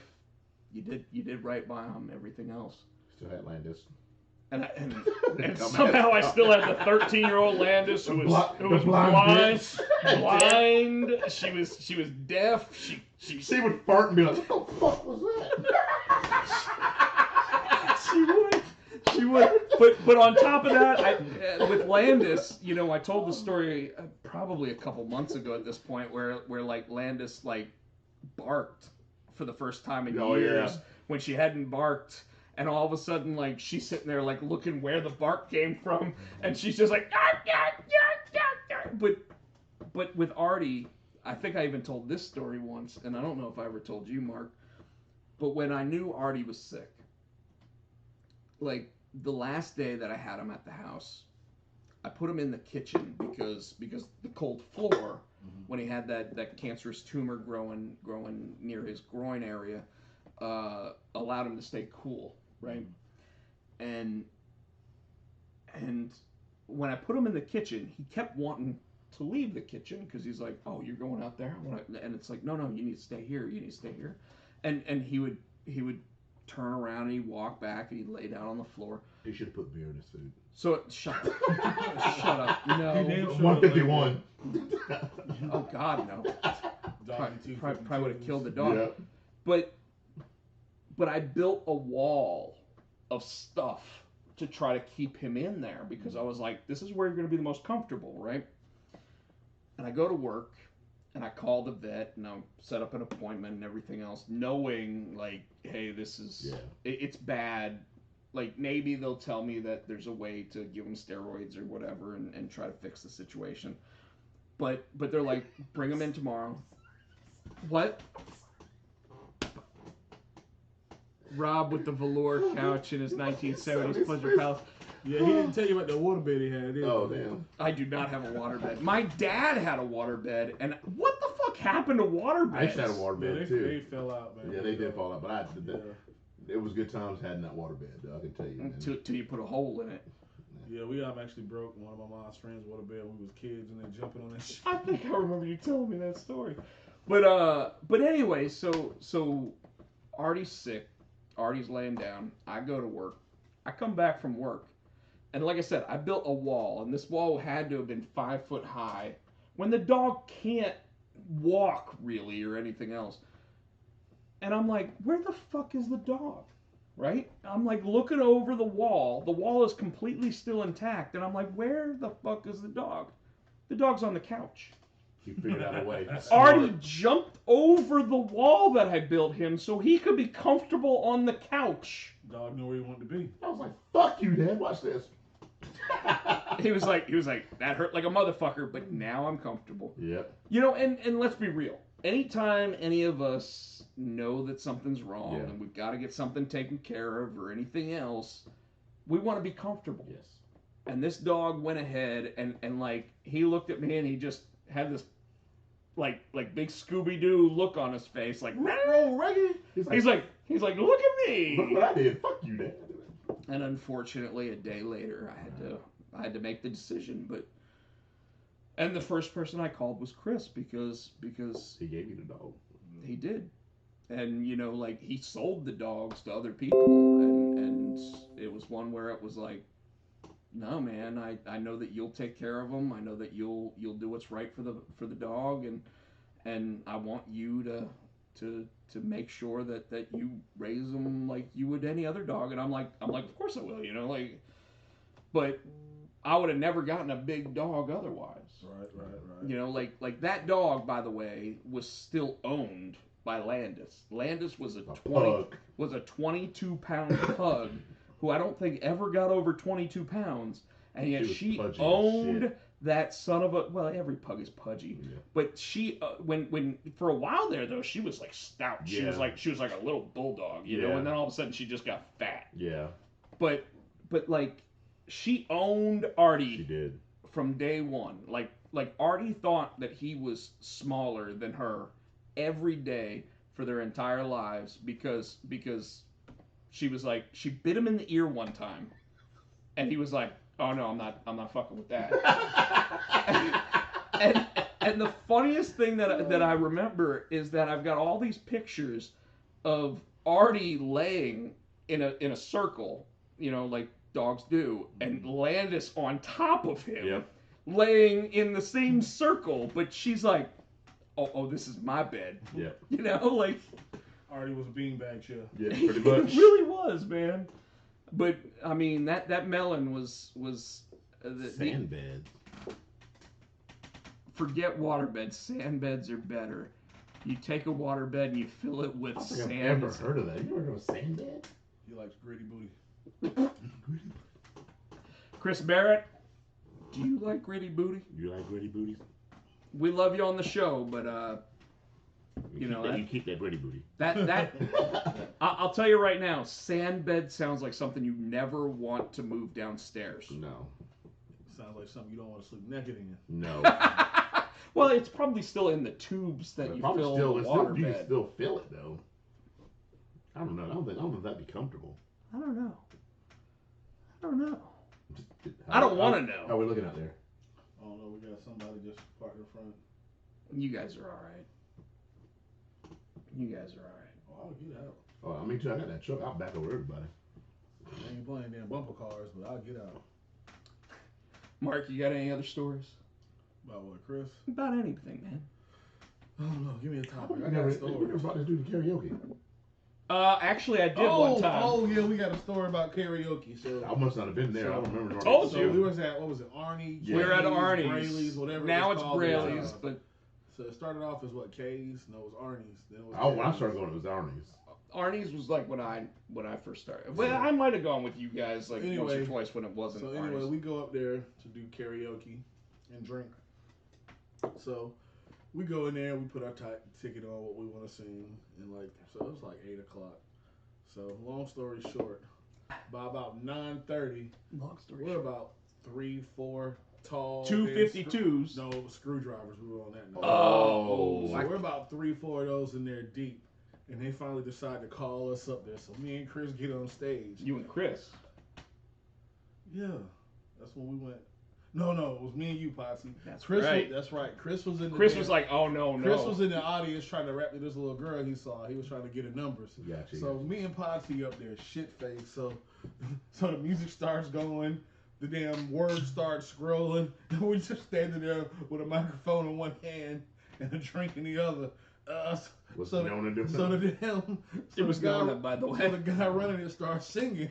So we start trying to sing, super freak, super freak. I just, in the microphone, Rick Super James is super freak. freak. fuck it. And I dropped the microphone. Oh, damn. We walk off the stage, and so Chris is in there like, he's looking at us like, He's like, I don't know these don't guys. Come over here, don't come over here. So he's telling the girl, because he told us he started laughing, right? When he said, oh, fuck it, and dropped the microphone. And she was like, do you know them? He was like, no, I don't know them. I don't know them. So we make a beeline straight for him. All right, Chris, let's get the fuck out of here, man. It's dead. And he's like, thanks, guys. You guys ruined me. I was about to go home with old girl. Well, you shouldn't have lied to her and told her you didn't know us. Damn. Let's go. Damn. So he was mad about that. Damn. He's like waving at us, and I'm thinking he's telling us to come No, over. no, here. But he's like, No, oh no. well, sand is like memory foam. It molds to your body. Mm-hmm. That's a quote we need to keep. Like sand to the hourglass. No, I sand did is hear the good memory one. foam. And So molds to your body. So Mr. Callahan, when we went out for Chris's birthday Friday for lunch. So this is just happened. This past Friday before Chris passed. So we're sitting at lunch, and Mr. Callahan, like I said, you got to know Mr. Callahan. He starts telling the stories the whole time. Mrs. Callahan is like, Bobby, no. You had your fun. No, stop it. He's going off. He starts telling us about the neighbor who said, so he gets all the tale and whatnot. He's like, man, it's a different girl every night. He's like, he's the man of the neighborhood. So at the end, he looked at us and like, man, that dude gets more ass than a toilet seat. we died laughing. He's like, what, you never heard me say that one? Me and Chris like, nah, I gotta remember that one. That was That's a good one. More ass. I've heard that one before. More ass than a I've heard that toilet one. seat. I have heard that one before. Oh, we felt like I said, you gotta know Mr. Callahan. He had us dying. More ass than a toilet seat. Yes, sir. I haven't heard it in a long time, but I have heard it. See, I ain't never heard that one. I Yeah. died. laughing. You never heard that one either? 43 years. Yeah, I don't think I've heard ever it. heard that one. No, that was a good one. That was a good one. And then we all went out Friday night, had drinks, man, and hung out, talking about, trying to do a big trip and all. We wanted to go down to Key West and whatnot. So, Fuck it, let's do it. yeah, we'll do it. And In his honor. yeah, so I got nothing to toast with. Oh, Jesus, come on. Man, Chris, I'll go to Key West with you. Fuck. He sounds like a cool dude, man. I'll go down there with y'all. I'm like this. It won't be this year because me and my wife got to take our trip. That's good. Appreciate it. We got to take our trip to, we're going down to River Maya in Mexico. Cool. So, but That's good. That's good. I got to drive, dude. I know. and I done talked to people that. It's a good thing I you talked guys. to Bobby Hunter. I ain't talked to Bobby in like years, and he called me up out of the blue today. And whatnot. I was like, it sucks that when somebody dies, That's when That's when everybody gets back people together. come together, and it's like, yo, we got to do this. That's when this fucker here went in for heart surgery. That scared the shit out of me, man. I'm like, that's what I'm like, dude. We need to. I see this dude more than I see a lot of people. Either we're here every Monday. You and I talk a lot. But even during the week, he's texting me, sending me shit on TikTok. But I talk to this dude. Yeah, if you got a TikTok, I'll send you some shit. Like I said, since he had that heart thing done, I'm like, dude, life's too short, man. Yeah, man. You never Life's know. too short. Ain't no day promised, man. So, Mm-mm. like I said, man, 43 is too I damn young just to hit- go. I just hit 48. We're about to get deep, 48 folks. last Thursday, so I'm like, my mortality, About to do what? I said we're about to get deep. Yeah, The fact is that like we feel like we have the opportunity to always call anybody around us. you don't. Yeah, but no day is promised. Exactly. And Mark was telling me earlier today, in fact, right before we came on, that he thought about contacting me to go out with them, and I missed it.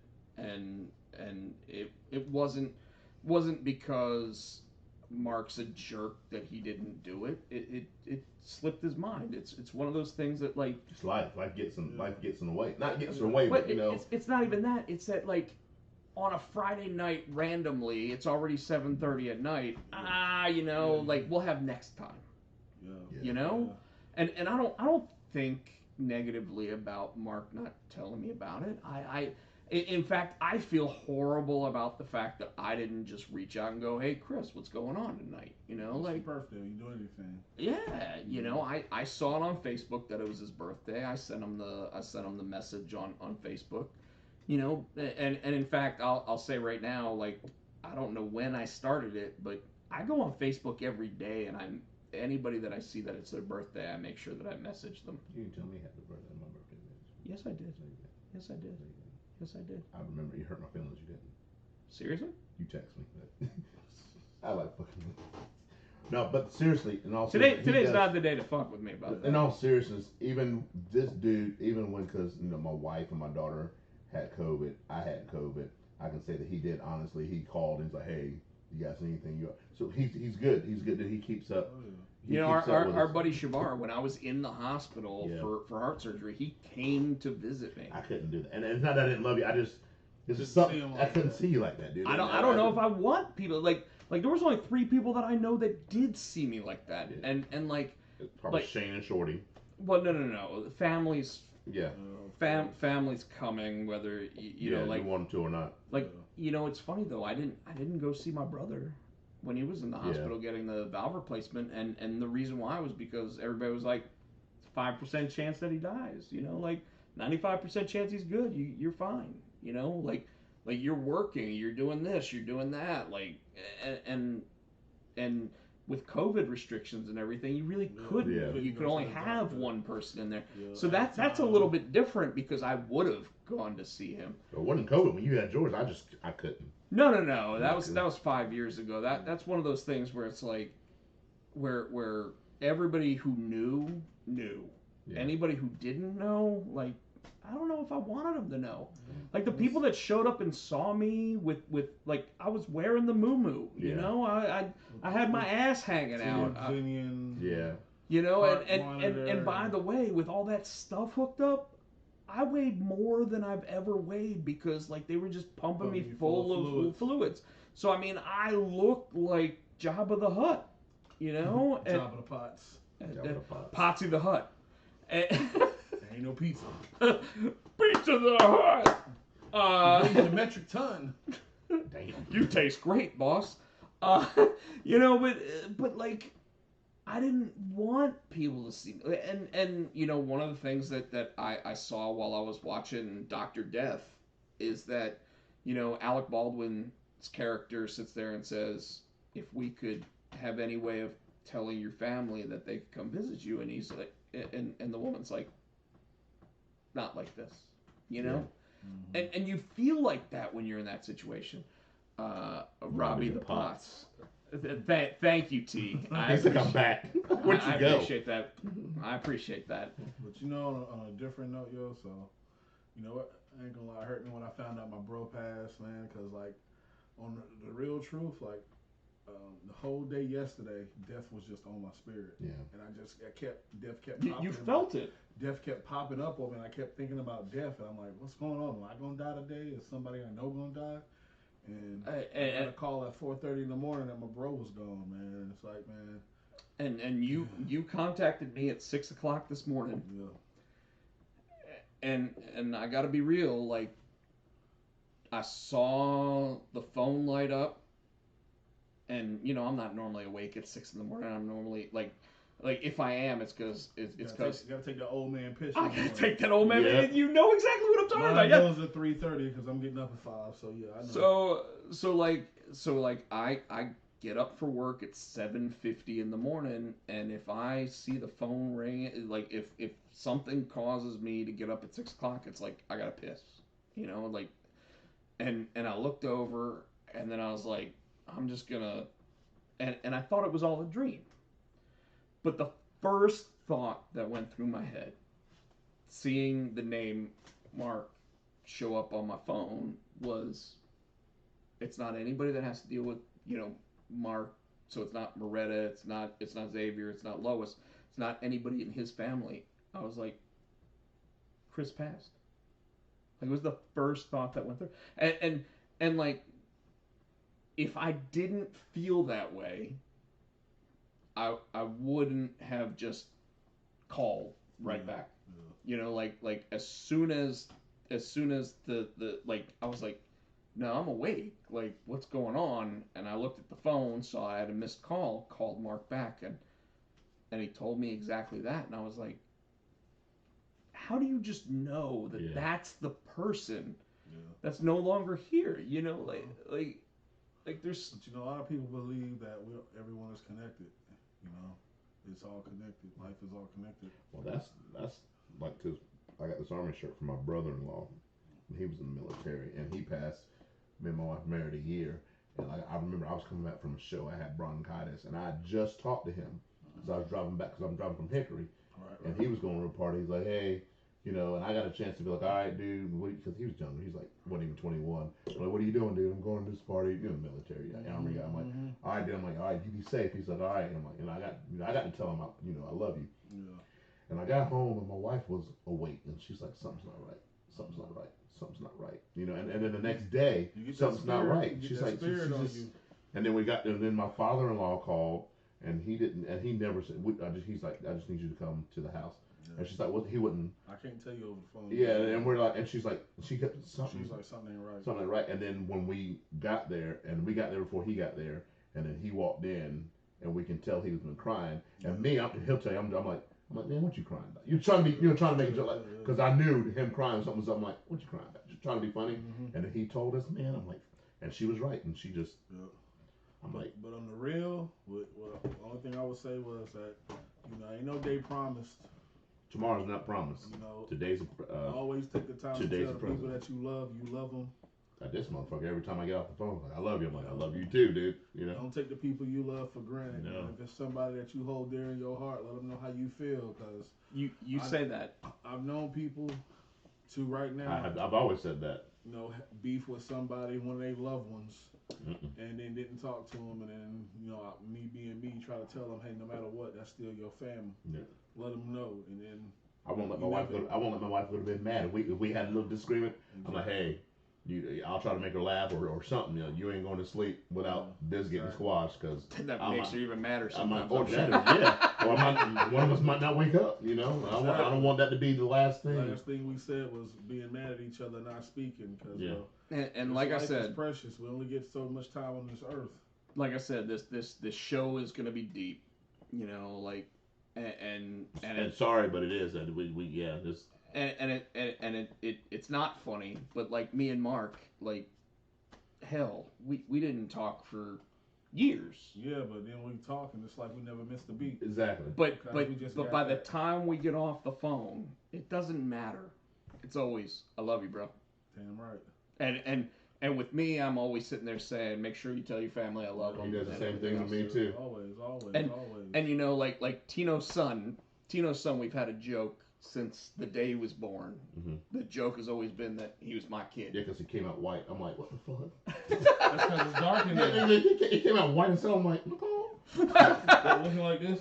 Yeah. I'm like, I look at it, and it's funny, the nurse is holding the baby. I'm looking at him like, something you want to tell me? The nurse is about to die. I'm like, no.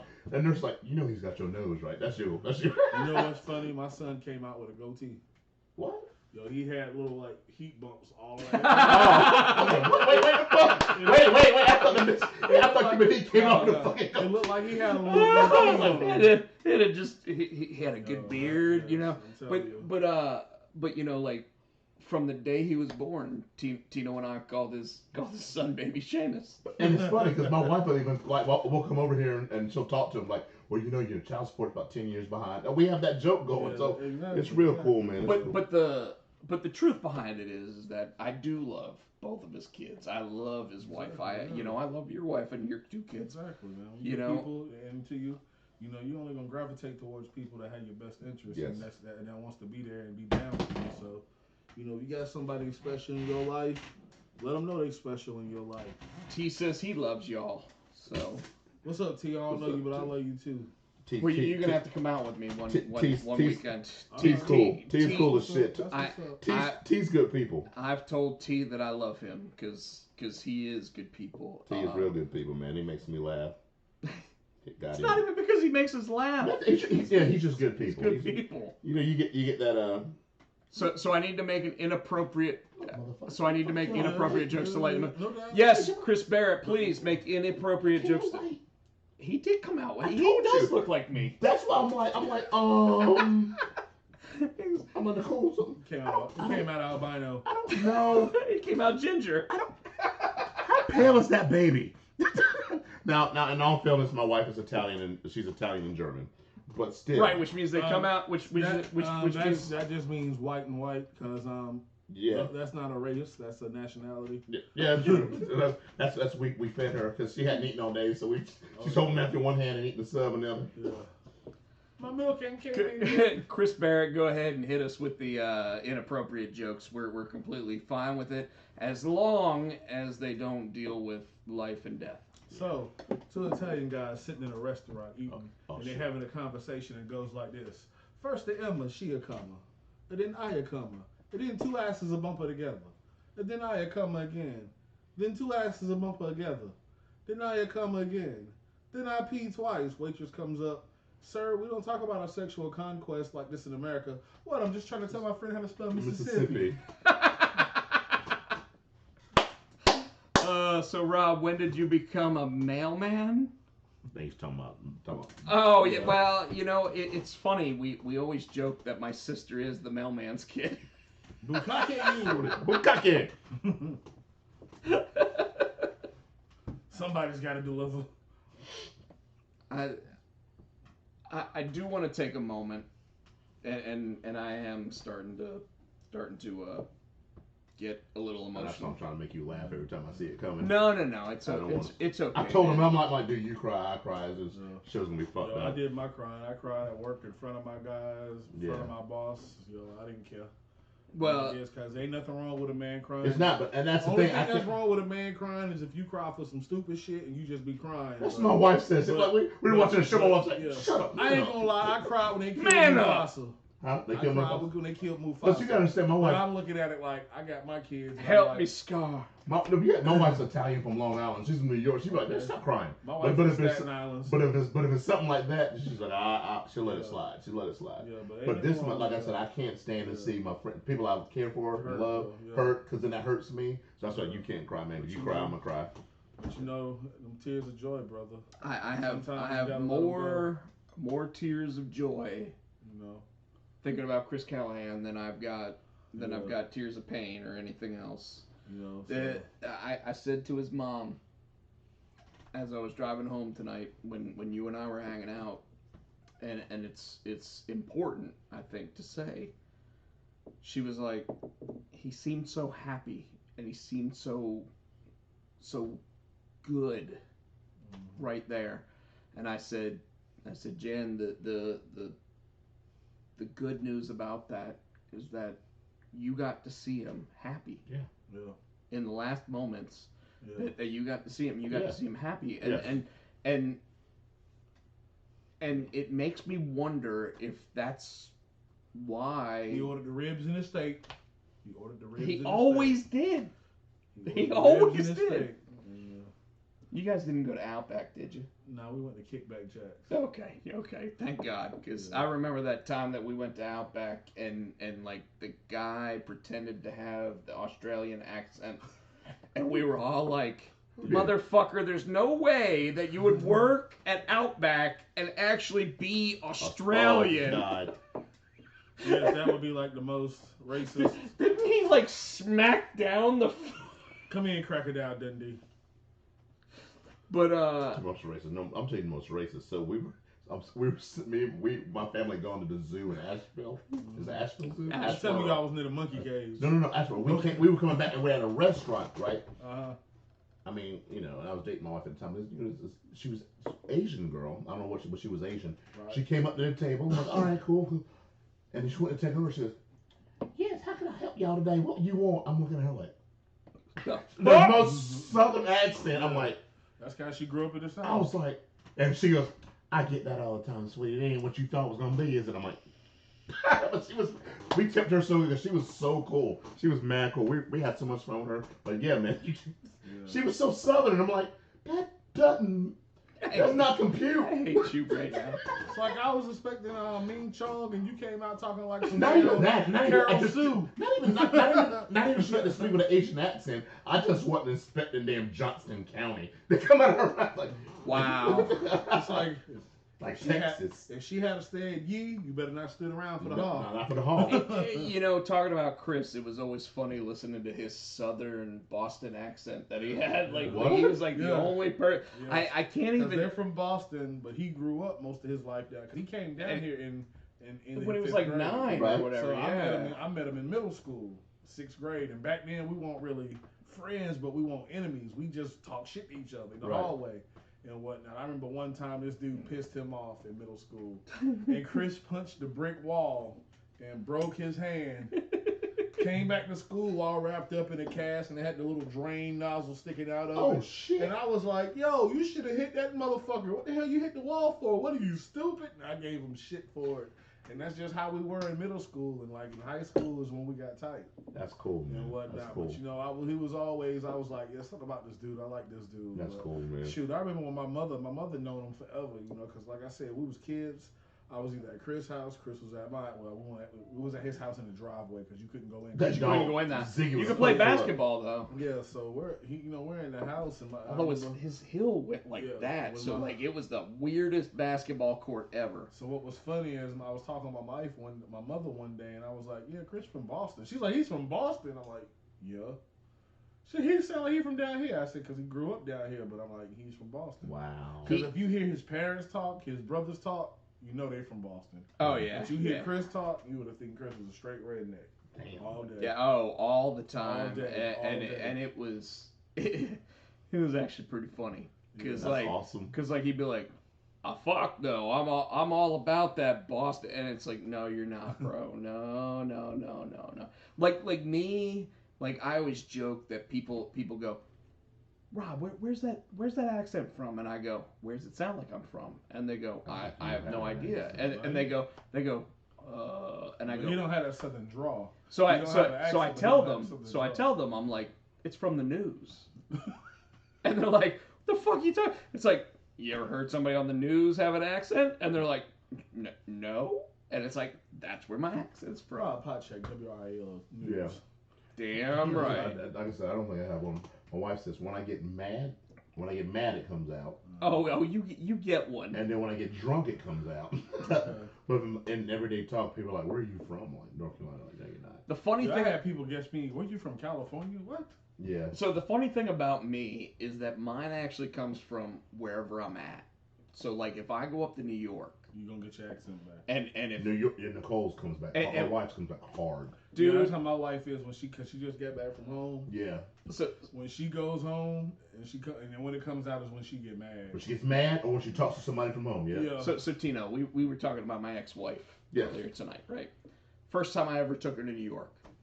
We're sitting there and we're in my favorite pizza place. It's called Manny's. It's on 5th Avenue, right? It literally has 3 tables. So you can't sit in the place to actually and I don't even know if it's there anymore. But I take her there. I'm like, "Hey, you sit over at the table. I'm gonna go order the pie. We're good, right?" And she's like, "Order the pie." And I'm like, It's like, we're above the Pizza. Mason. We're above the Mason Dixon. It's a the pie. lingo. It's pie. Give it the lingo. You're not getting, you're Get you a not pop. getting free refills. Nope. You- Might even get ice. You might even get ice. You may not even get ice. You better sip on that damn shit. And you're damn sure not getting sweet tea. That's what it's pissed. Yeah. So I sit there and I go, "I'll go order the pie. I'll be right back. Don't worry," right? And all of a sudden she hears these 2 police officers walk in. "Hey man, yo, let me just tell you, what up? Forget about it. It's Yeah. good. Forget about it." And she looks over and she goes, "They really say that here." Yeah, that's there, but I was And- in Italy. and- They don't say that. And there. the dude looks over and he goes, "What's she talking about?"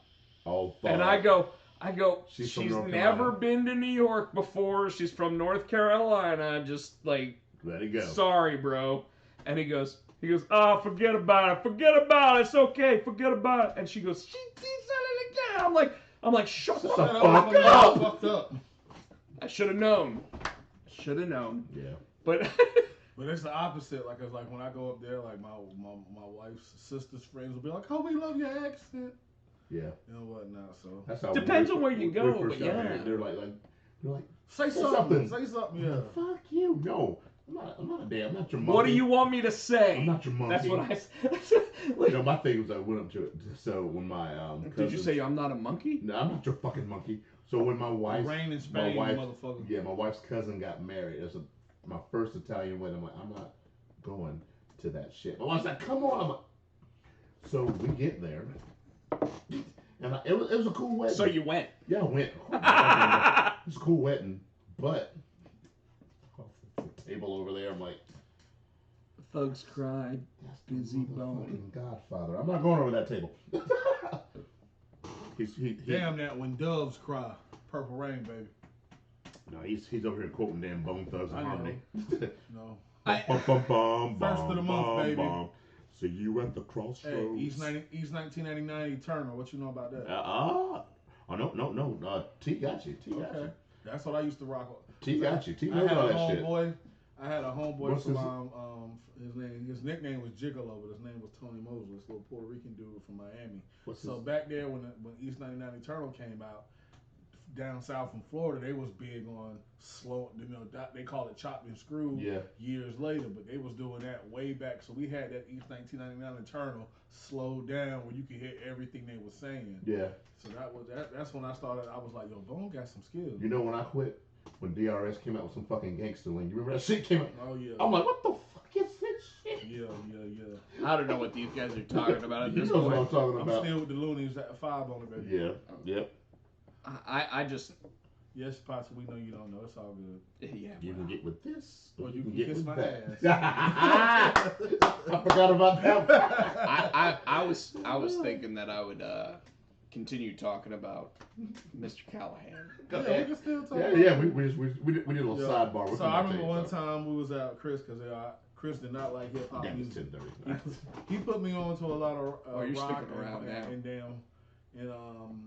He put me on to a lot of rock and damn hard rock and heavy metal. Hey, you're So I all tried- about that Metallica and I love everything else. old Metallica. Yeah, old Metallica. Before Metallica. the Black album, but I even Hey, Black Album was good. I'm even Black was entertainment. I'm even going to But death metal Ride the shows, Lightning Yes, and yes. Kill 'Em All. Kill 'Em All. Yeah. Kill 'Em All Yeah, that is was my a good one. favorite. Is my favorite Metallica album. So He'll tell you I listen a little bit. I tried to get him on some hip hop. The only hip hop he would get. He loved Eminem. I said, why? Because he white. Nah, man. I said, you can say because he white. I don't care. You got him up. But I tried to put him onto some red bands. So one day we was working. Scarface. Scarface. He couldn't get to that. But Chris did like red bands. So I remember one day we was sitting around at some guys he worked with, the dude Earl and Reese, and they played some red band. And Chris looked up and was like, "That's Little Bricks, nigga." Oh Boy, no! I fell out laughing. Yo, that was the funniest. No. Still to this day, No. I was rolling. That was mad funny. Yo, y'all had to know Chris Callahan. I'm telling you. Because I'm gonna tell you like this: a word don't have no power unless you let it. Unless you I still give look it at his power. face. A word don't have power unless you give it power. And that's why I love Mark. Because Like I remember just growing up and being around you. You ain't never said that word, did you? okay, you say what you want. I don't know if I did. But But he wouldn't. but I probably wouldn't. But He like, didn't. Mm. but I remember Mark being like, "There are white ones. Yeah. There are black ones. Yep. There are Puerto Rican ones. Yep. Like, it doesn't It's matter." Puerto Rican is not a race; that's a nationality. You No. didn't say that there wasn't Puerto Rican Because you go down words though. Yeah, but just like you go to Mexico, people think Mexican is a race. No. There are white people in Mexico. Mexico actually abolished slavery 10 years after the U.S. And it was Haitians and Dominicans. There's some dark. Now Haitians know they black. You tell a We're Dominican hitting they you black. with the serious. I know black, Poppy. I know black. Yep. You blacker than me. Yeah, right. Speaking Spanish. Yes. Speaking Spanish. Yeah. His Dominican because especially down like Miami, down in Florida area. Like Sammy Sosa. Yes. Sammy Sosa black is an ace of spades. Mm-hmm. But you tell before he got the damn Michael Jackson treatment. I might have to go to the restroom. Oh Like, we gotta have him on every week. He's so good. We gotta have him every week. He's so good. Shoot. We gotta be third. We gotta chase the banner. Puffy, Mark, and Tino. Now just put featured Mark at the bottom. You'd be good. Oh, shit. It'd be like when Batgirl would show up in the old 66 Batman show. Oh, yeah. And like they'd actually have like a portion of the video That's for when that. Eartha Kitt dropped the ovary. Oh God, yeah. My kiss. I love this motherfucker. Oh, man. I love this Gotta motherfucker. have fun, man. Life too short, man. Exactly, man. Life too short. It ain't no As big we've promise. been saying all night, like literally, Yeah. as we've been saying Hold all up, on a night. different note, before we get out, I just want to toss up. Yeah, it's to my bro Chris, man. You know, Seriously?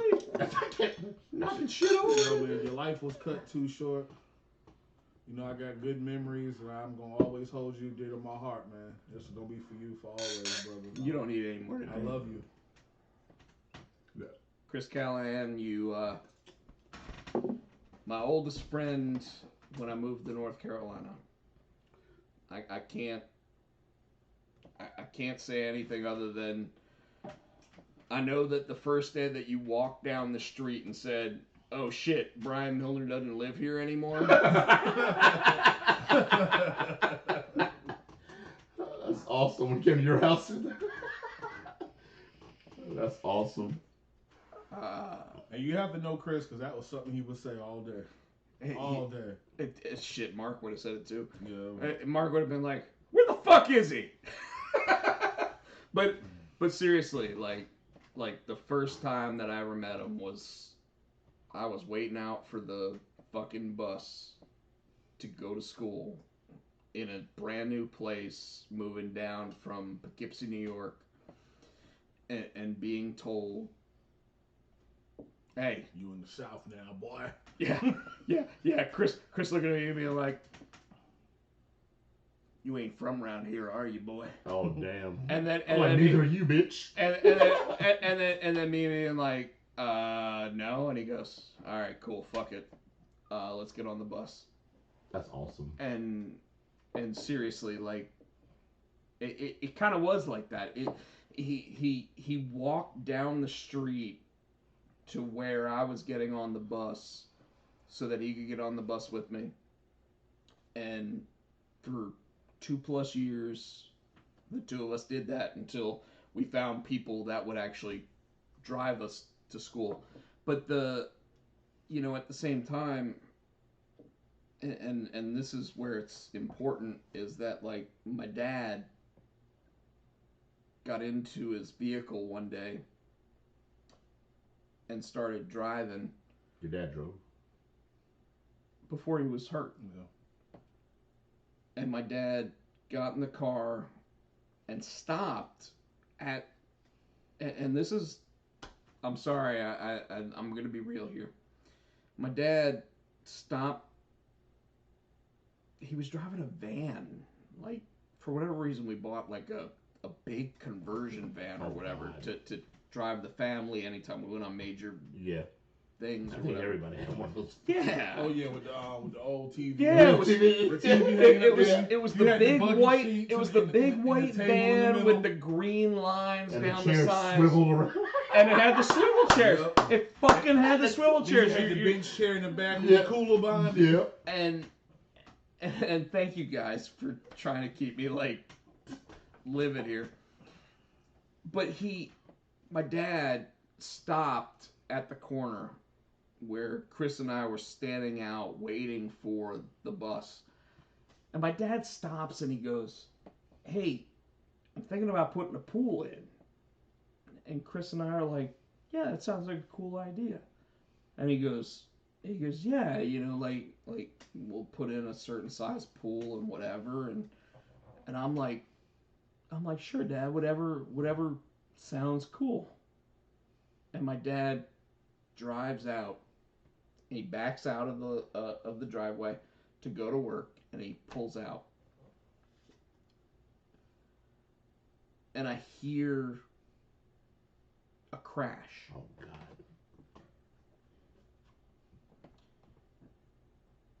And I'm like, what the fuck was that? And before I can even get the words out of my mouth, Chris Callahan starts running up the street. And I start following.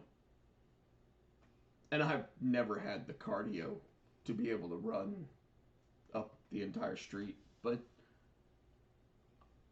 I made it. And Chris is sitting there halfway up the street looking at where my dad's van crashed in his parents' front yard. In Callahan's front yard? And it hit a tree. What? This is the day that I know how. What happened? Did he just lose control? What? my dad had an aneurysm. I didn't know that. I didn't know that. What happened? And my dad has never been the same since, Yeah. right? Mm-hmm. But the Callahans were like, let's call the cops. Let's call the Paramedics. hospital. Let's call whoever we need to get, you know. Never said anything about like, hey, you fucked up our yard. I mean, yeah. Well, Never said it. You know, it was just. more concerned about your dad. Yeah. That's because they real people. That's man. real people. They That's good real. people. That's family, dude. That's friends. That's why I called them this morning when I did, because said, man, I was just with y'all Friday Yeah. at 1:30, eating, we having a good time, laughing, telling jokes. So, not mean to cut you off, Potsy. So No. Don't start No, that no, shit. no. Y'all stop that shit. I'm about to. No, I mean, I don't even know him. I'm No, looking no, at y'all, man. Don't but start it's that like, shit. Man, that's why I had to call his parents. You know, as soon as I got to work, and I'm on the phone with everybody this morning. I'm driving up 40 going to Garner because we're working at a water treatment plant up in Garner, and I'm trying to call because like I don't have their number program, but their number ain't changed. You know, since we was kids. As soon as I got to work, I dialed those digits. It's amazing you remember that. Mr. Callahan called me up. Mark, Mr. Callahan, how you doing, sir? He talked to me for a long, and thank you for calling, Mark. Thank you for calling. And man, I just can't believe it. Let me let you talk to Janet. Boom, Vic passed the phone off to his wife. Mom, you okay? Is there anything you need? Do you need me to come by? What do you need? No, we're good. And she just started telling me about how happy she was that I came out to eat lunch with them, because it was just Telling stories. It was just me, Chris, his wife, his mother, and his father sitting there eating. And I'm just talking about, you know, good times and all that. And Mr. Callahan, one day I had a straw hat on. Like I said, you got to know Mr. Callahan. And like he saw me with the straw hat. He's like, Mark, you got a massa hat on. I said, what? A massa hat. I had You a straw know hat. what he said. What's what you said? You know what he said. So Oh every my time God. I see Mr. So when Mr. Callahan found out I was going, they weren't gonna tell him, they wanted to surprise him. So Mrs. Callahan told him I was gonna be there for lunch. So he was like, I gotta go in the house and get my master hat. So they told me he poured through his house to find his straw hat, because he know I love straw hats or whatnot. That is so And funny. he had his straw hat on, and he was like, Mark, I got my hat, I got my master hat. He put it on. I was like, yo, that was kind of tough. Yo, you don't want to get that to me? What's up? Can I get that? Nah, but That is awesome, and dude. whatnot. So hold That on. is I got a awesome. picture of them, yo. This was us. Was my Oh, I friend gotta see it. when we went out to eat. This because I told him, I said, Mom and Dad, I do not have no pictures of y'all. I need a picture of y'all. And so I might need you to send it to me. Got a picture of a massa I hat, though. took I a gotta see picture of them. Mr. and Mrs. Callahan. Oh my Jesus. Oh, that is Sitting there awesome. with Oh his my hat on. Jesus. I like that. Yeah, Sitting there with his hat on. See you putting up and down. That's awesome, man. You know, that was the last time we were all together before Chris passed, yo. So That was just Friday. you know, that's good love, and I can tell you, like, yo, they still look good to be. I remember there was a time in high school, for whatever reason, I was told, hey, call your parents to see if they can pick you up. And for whatever reason, I called Mrs. Callahan. Not even your parents. You just called Mrs. Callahan. Nope. And Chris was with me. So it was okay that I called Mrs. Callahan, because she's like, is Christopher with you? And I was like, yeah. And she came to pick us up. But, you know, like, I'll tell you, I called her right before we got here. And Tino made it here before I did. But I called her, because I felt like I needed to. And I called my mom this morning, and I was like, do you have the right number down for her? And she goes, well, this is the number I've got. And I'm like, okay, that's the number that I thought. And she goes, but most people don't have home numbers anymore. Yeah. And I was like, Try it. I'm gonna try it. So on the drive home tonight, I called her. And she called me what she always does. She's like, Rob boy. Rob boy. And I'm like, hello, Miss Callahan. And she starts talking about stuff. And the thing that she was like, he seems so happy. And all I could say was, that's the best we can ask for. Yeah. Like it's better knowing that he was happy. He was happy. Yeah. The last time you guys got to see him. Because you don't want to remember him being in pain or hurting or, yeah. I hurt. I cried that he was gone. But, I'm glad he went in his sleep, yo. And that way, he. I'm glad you're telling me that because I didn't know. Yeah, so he went in his sleep. I'm not gonna get into all the details of what I know, but he was in his sleep, and it's like I really hurt for his wife because I think that's the best way. I don't have a way to contact her, and I really want to talk to her, but you can't get it from the Callahans. You don't think they'll? They was asking me if I had a way to contact her. Really? Yeah, so I'm sure his parents have her number, but Right now, I just hurt for her too. Did they have kids? They didn't have kids, but I remember when when we was trying to date, and like they both lived in this apartment down the street from Parkwood. I remember that. From where? Down the street from Parkwood. Mm-hmm. And like they both lived in this apartment, and we go to Chris' house, and Jocelyn was always over, and Maretta was like, that's my wife. And she was like, literally lived upstairs. She lived upstairs, and they were both from Massachusetts, and she would come down a couple towns away from each other where they grew up. And she would always come down, and Maretta, my wife, would always tell her, tell Chris, she likes you, she's into you. And Chris was like, nah, I ain't trying to get with her. I don't want to mess her up, nothing like that. And before we know it, they were married. But I don't want to mess her up, man. Before you know it, like Wesley said, they ended up getting together, hooking up, dating, and they got married and whatnot. And I was in the wedding. And yes, my wife says I ruined their wedding. So we got there for the wedding, right? So Chris bought all the groomsmen their favorite fifth of their favorite liquor. Oh, fuck. So he bought me a fifth. I can't remember what it was. Oh, it's probably just Crown. Yeah, it was a fifth of Crown. 2020. No, not Mad Dog 2020. Shut the fuck up. Hey, look, that's one. You're trying to say racist? No, I'm trying to know what you guys talking about the 20. So he bought us all a fifth of our favorite liquor. Oh, 252. And then we were drinking Sam Adams because that was our drink. Because Boston beer. Yeah. They from Boston or outside Boston, Framingham. And so we're drinking. I mean, and this is 2 hours before the wedding starts. So knowing I didn't eat nothing, I shouldn't have been drinking like I was. But we getting festive. This is my family. This is my bro. He getting married. We getting festive. We pounding them back. So we have the wedding. So when we go to take pictures, they start passing out special cookies.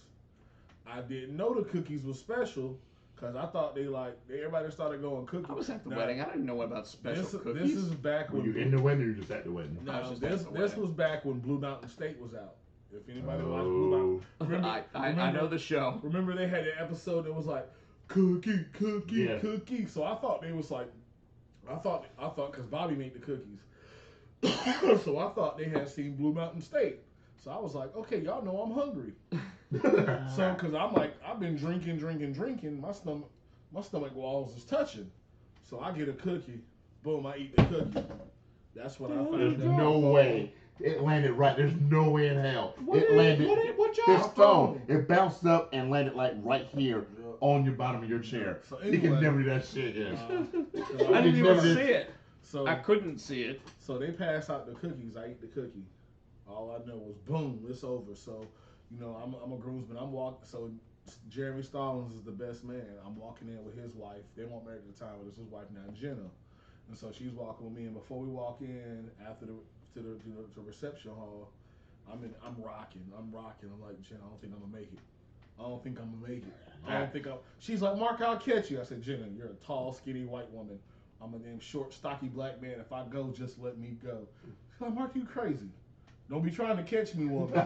So, don't be a hero. Yeah, so we walk in, they dancing. The whole time they dancing, I'm up there like, so we finally get seated, and the guy that did the ceremony, he's looking at me. Mark, you all right?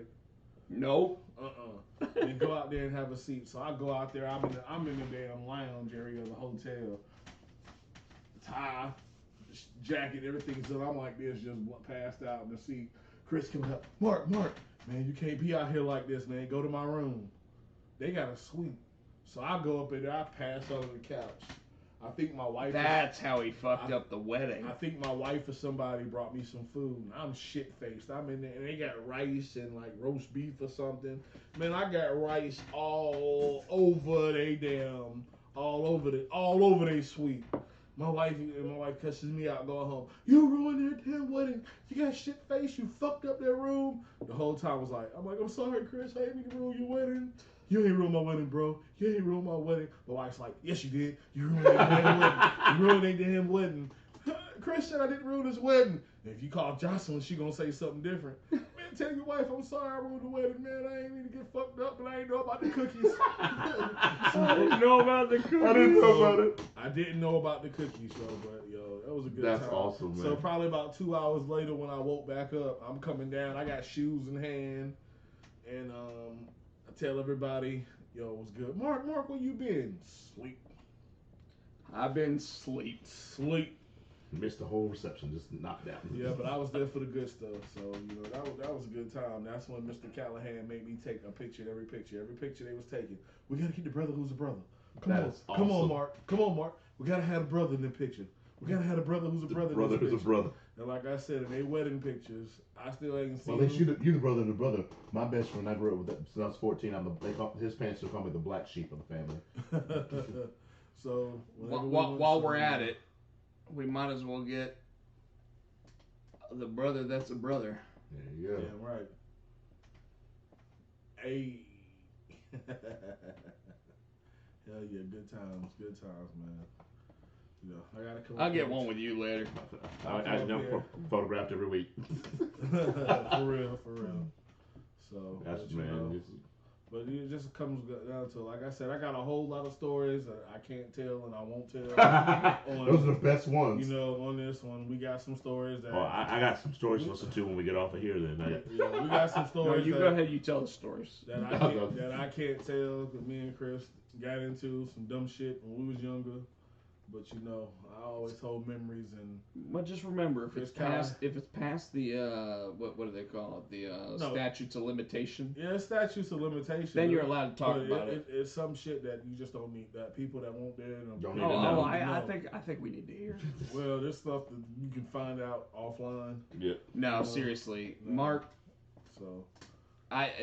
Tino, I don't know if you want to talk about pro wrestling tonight. This shows. I'm like this. I like wrestling, but dude, this is the show we need to do. This was awesome. I don't. We never left the what's up with you. Right. We never left the what's up with you. Yeah. I mean, I like I said, it's one of those things where like I knew him for 28 years. Like I knew if I needed somebody by my side, that was a dude to call, always. And it wasn't my brother-in-law Shane, it wasn't Tino, it wasn't Mark. You call Chris and Callahan would probably be one of the first. Like if I knew there was going to be a fight, Callahan was probably going to be the first because it wasn't just going to be Chris showing up. He's gonna call me. I wouldn't have to call Mark. I will already be with Chris. I wouldn't have to call Johnny or Jimmy, his brothers. You didn't want to call Johnny because Johnny was damn a spaz back then. But I wouldn't have to. Yeah. Like they would just be there. Like I'd be like,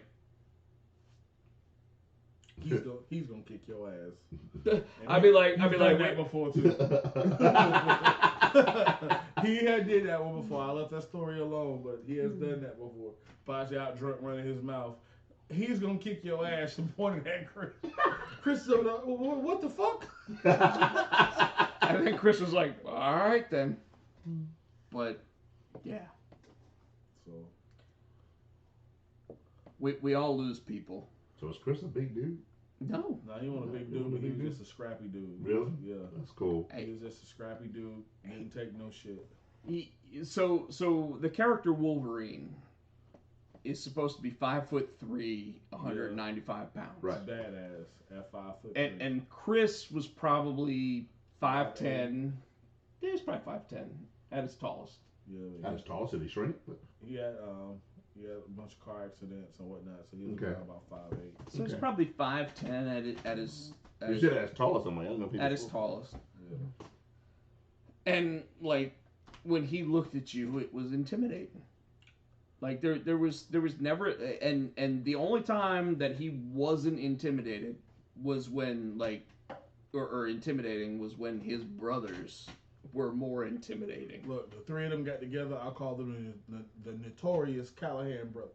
Oh, fuck. Yeah.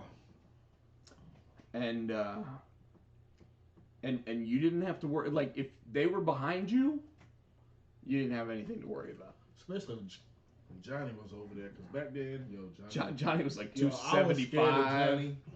You were scared of him? Yo, I was scared of Johnny This dude because was- Johnny used to fuck with me all the time for And years. he had that wrestling mullet. So after about 5 years of Johnny fucking with me, I looked at him and was like, all right, dude, I'm tired of your shit. You gonna fuck me up, but you gonna stop talking shit to me, Dave.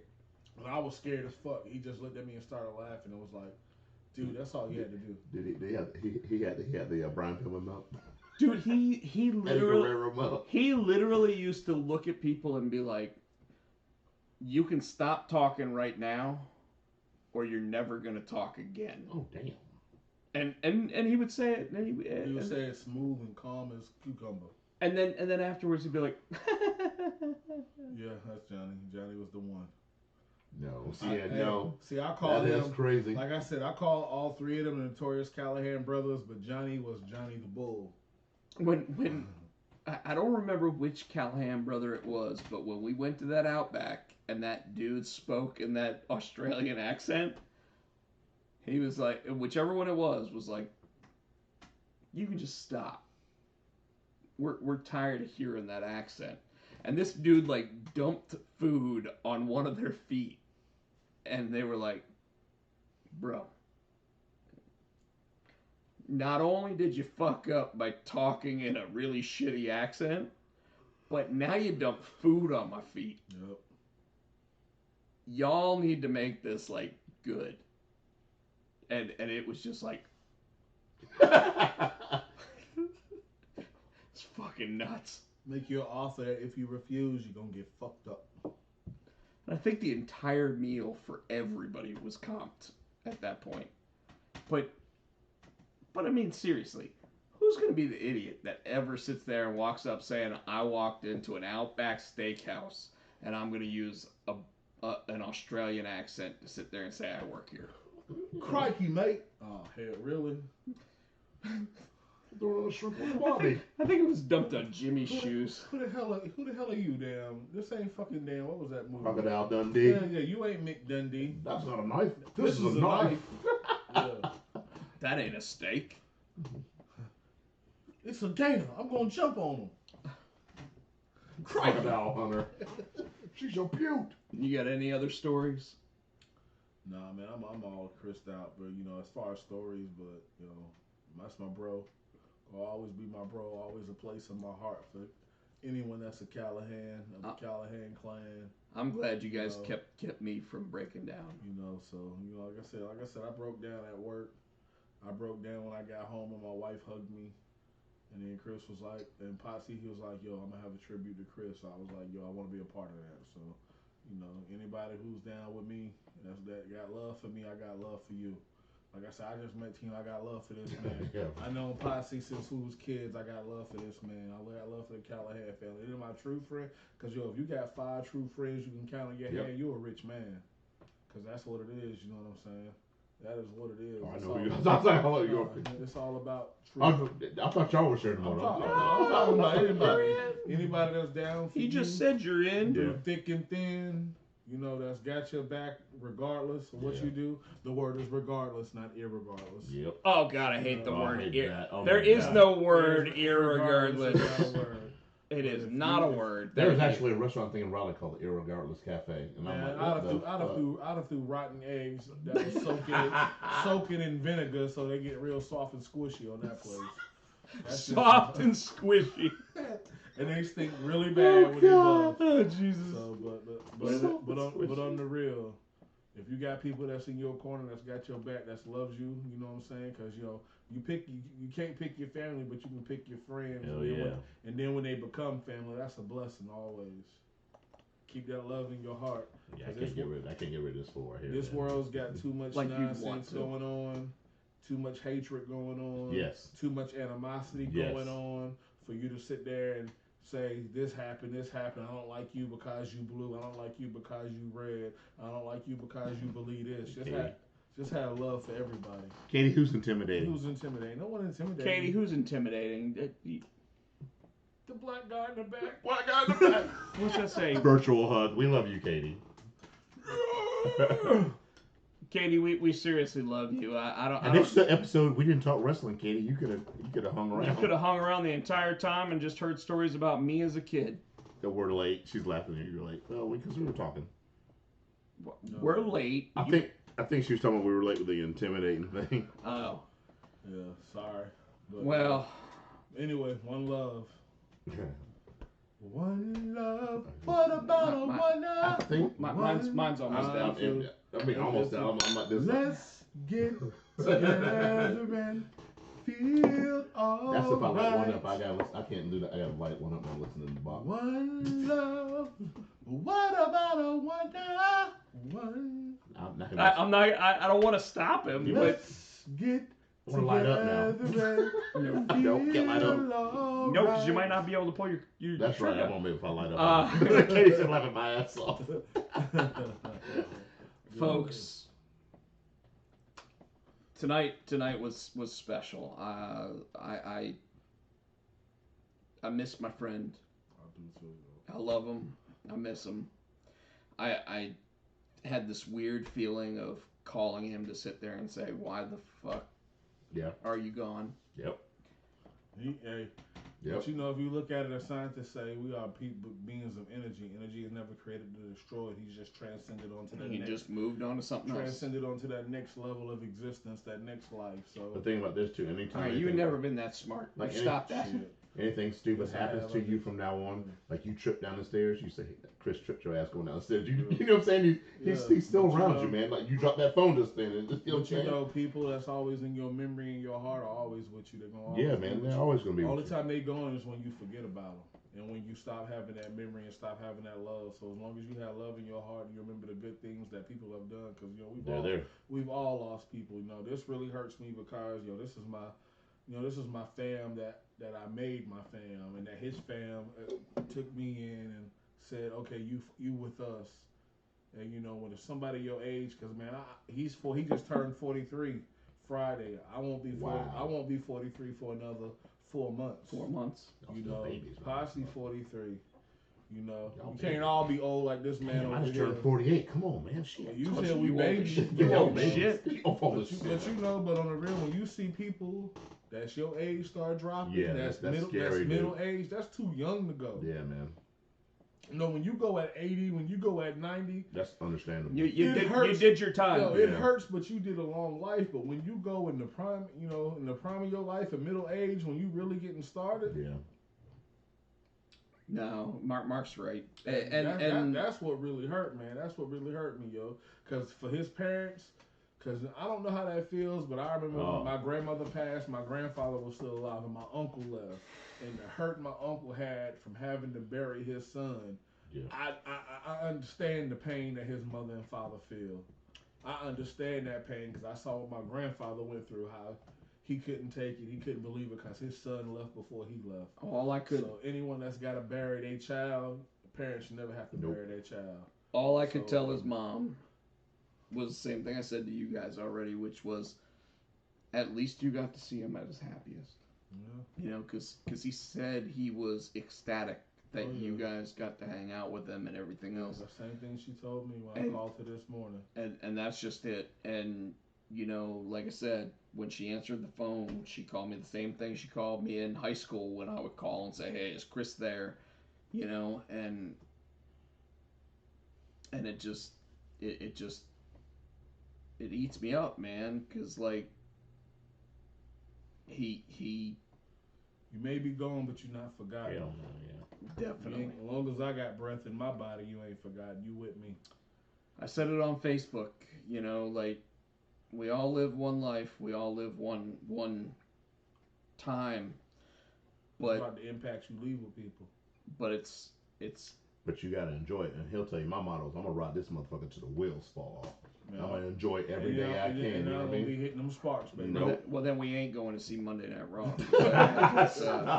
That's gonna ruin them wheels. That's, no, but He cracked himself up. I popped myself. I'm sorry. I mean, he was one of those, and here's the deal. He was one of those people that would always make you feel like he had your back. He was your boy. He'd make fun of you, That's a but friend though. That's a but it was one of those moments where, like, love, even if everybody else was making fun of you and making you feel like the lowest piece of shit ever, he would sit there and be like, but you're my littlest piece of shit ever, and no one else is going to be able to say all that stuff. Later, Barrett. Love you too, man. Right on. Thanks, Chris Barrett. So, and that's the thing, you know, and if it wasn't for him, I wouldn't know this motherfucker. That's really brought us together, yo. You know, That's and one good thing about Chris, like, well, we went out Friday for his birthday. I ain't talked to Stancho. I didn't talk to Casera. None of those guys, and we was all there to celebrate his birthday on Friday night at the bar. You know, we old man style, so it was like a beer was taking us forever to drink, because we ain't as young as we used to be. But you know, the fact that we got It's a good thing they didn't hang out with me. Oh God, yeah, you drank him on the table. Well, oh well, it is what it is. But just getting there, be there, and seeing him before he left, man. Because like I said, it hurt, man. I done did my crying today. You know, I had a rough day at work, but I still went to work and I fought through it because that's what I have to do. And you know, my wife wanted me to come home, but coming home ain't gonna hurt. Nah. I'm just in my feelings and in my thoughts. Yeah, you got sometimes you gotta work and kind of why. not really keep your mind up, but keep yourself busy. If you going home, you'd have more time to exactly just to sit there and think. Yeah. So, but you know, he's gone, but he ain't forgotten. His memory's gonna live on. You know, I hate that he didn't have any kids, but you know, my kids was his niece and nephews, and you know, my son broke down today when he found out that his Uncle Chris was gone. I have a feeling that Mark and I will probably get together on his birthday.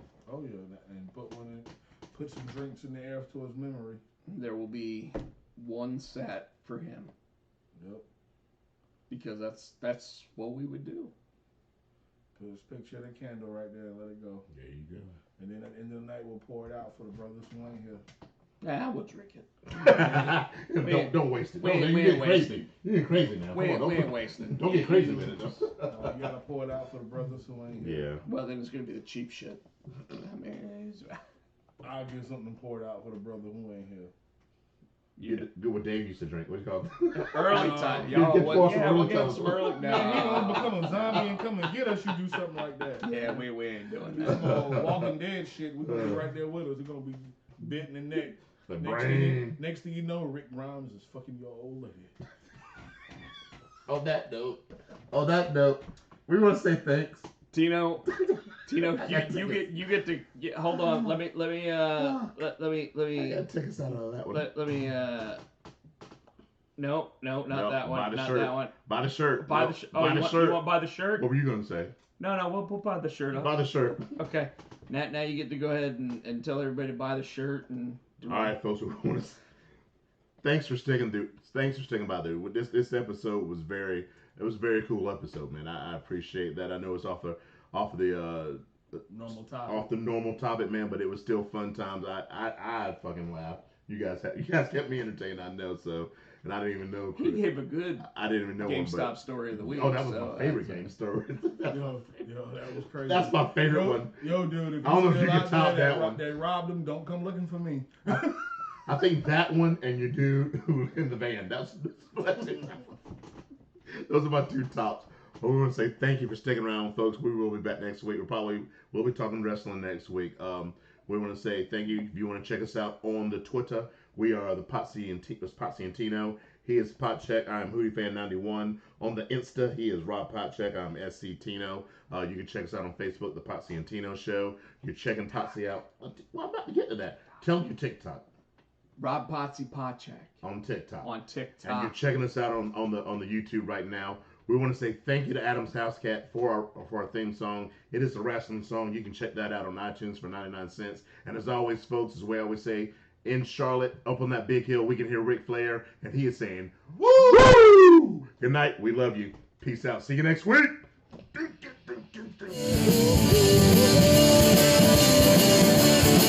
wants to be the nature boy, but I am the man of the hour, the tower of power, too sweet to be sour, make you scream, oh! Like Jared Power, there have been many imitations, but only one nature boy. I am the greatest thing going today. Whether you like it or not, you better learn to love it, because whether you like it or not, I am the greatest of all time. Woo! Tony Schiavone, to be the man, you've got to be the man, and I am the man. Woo!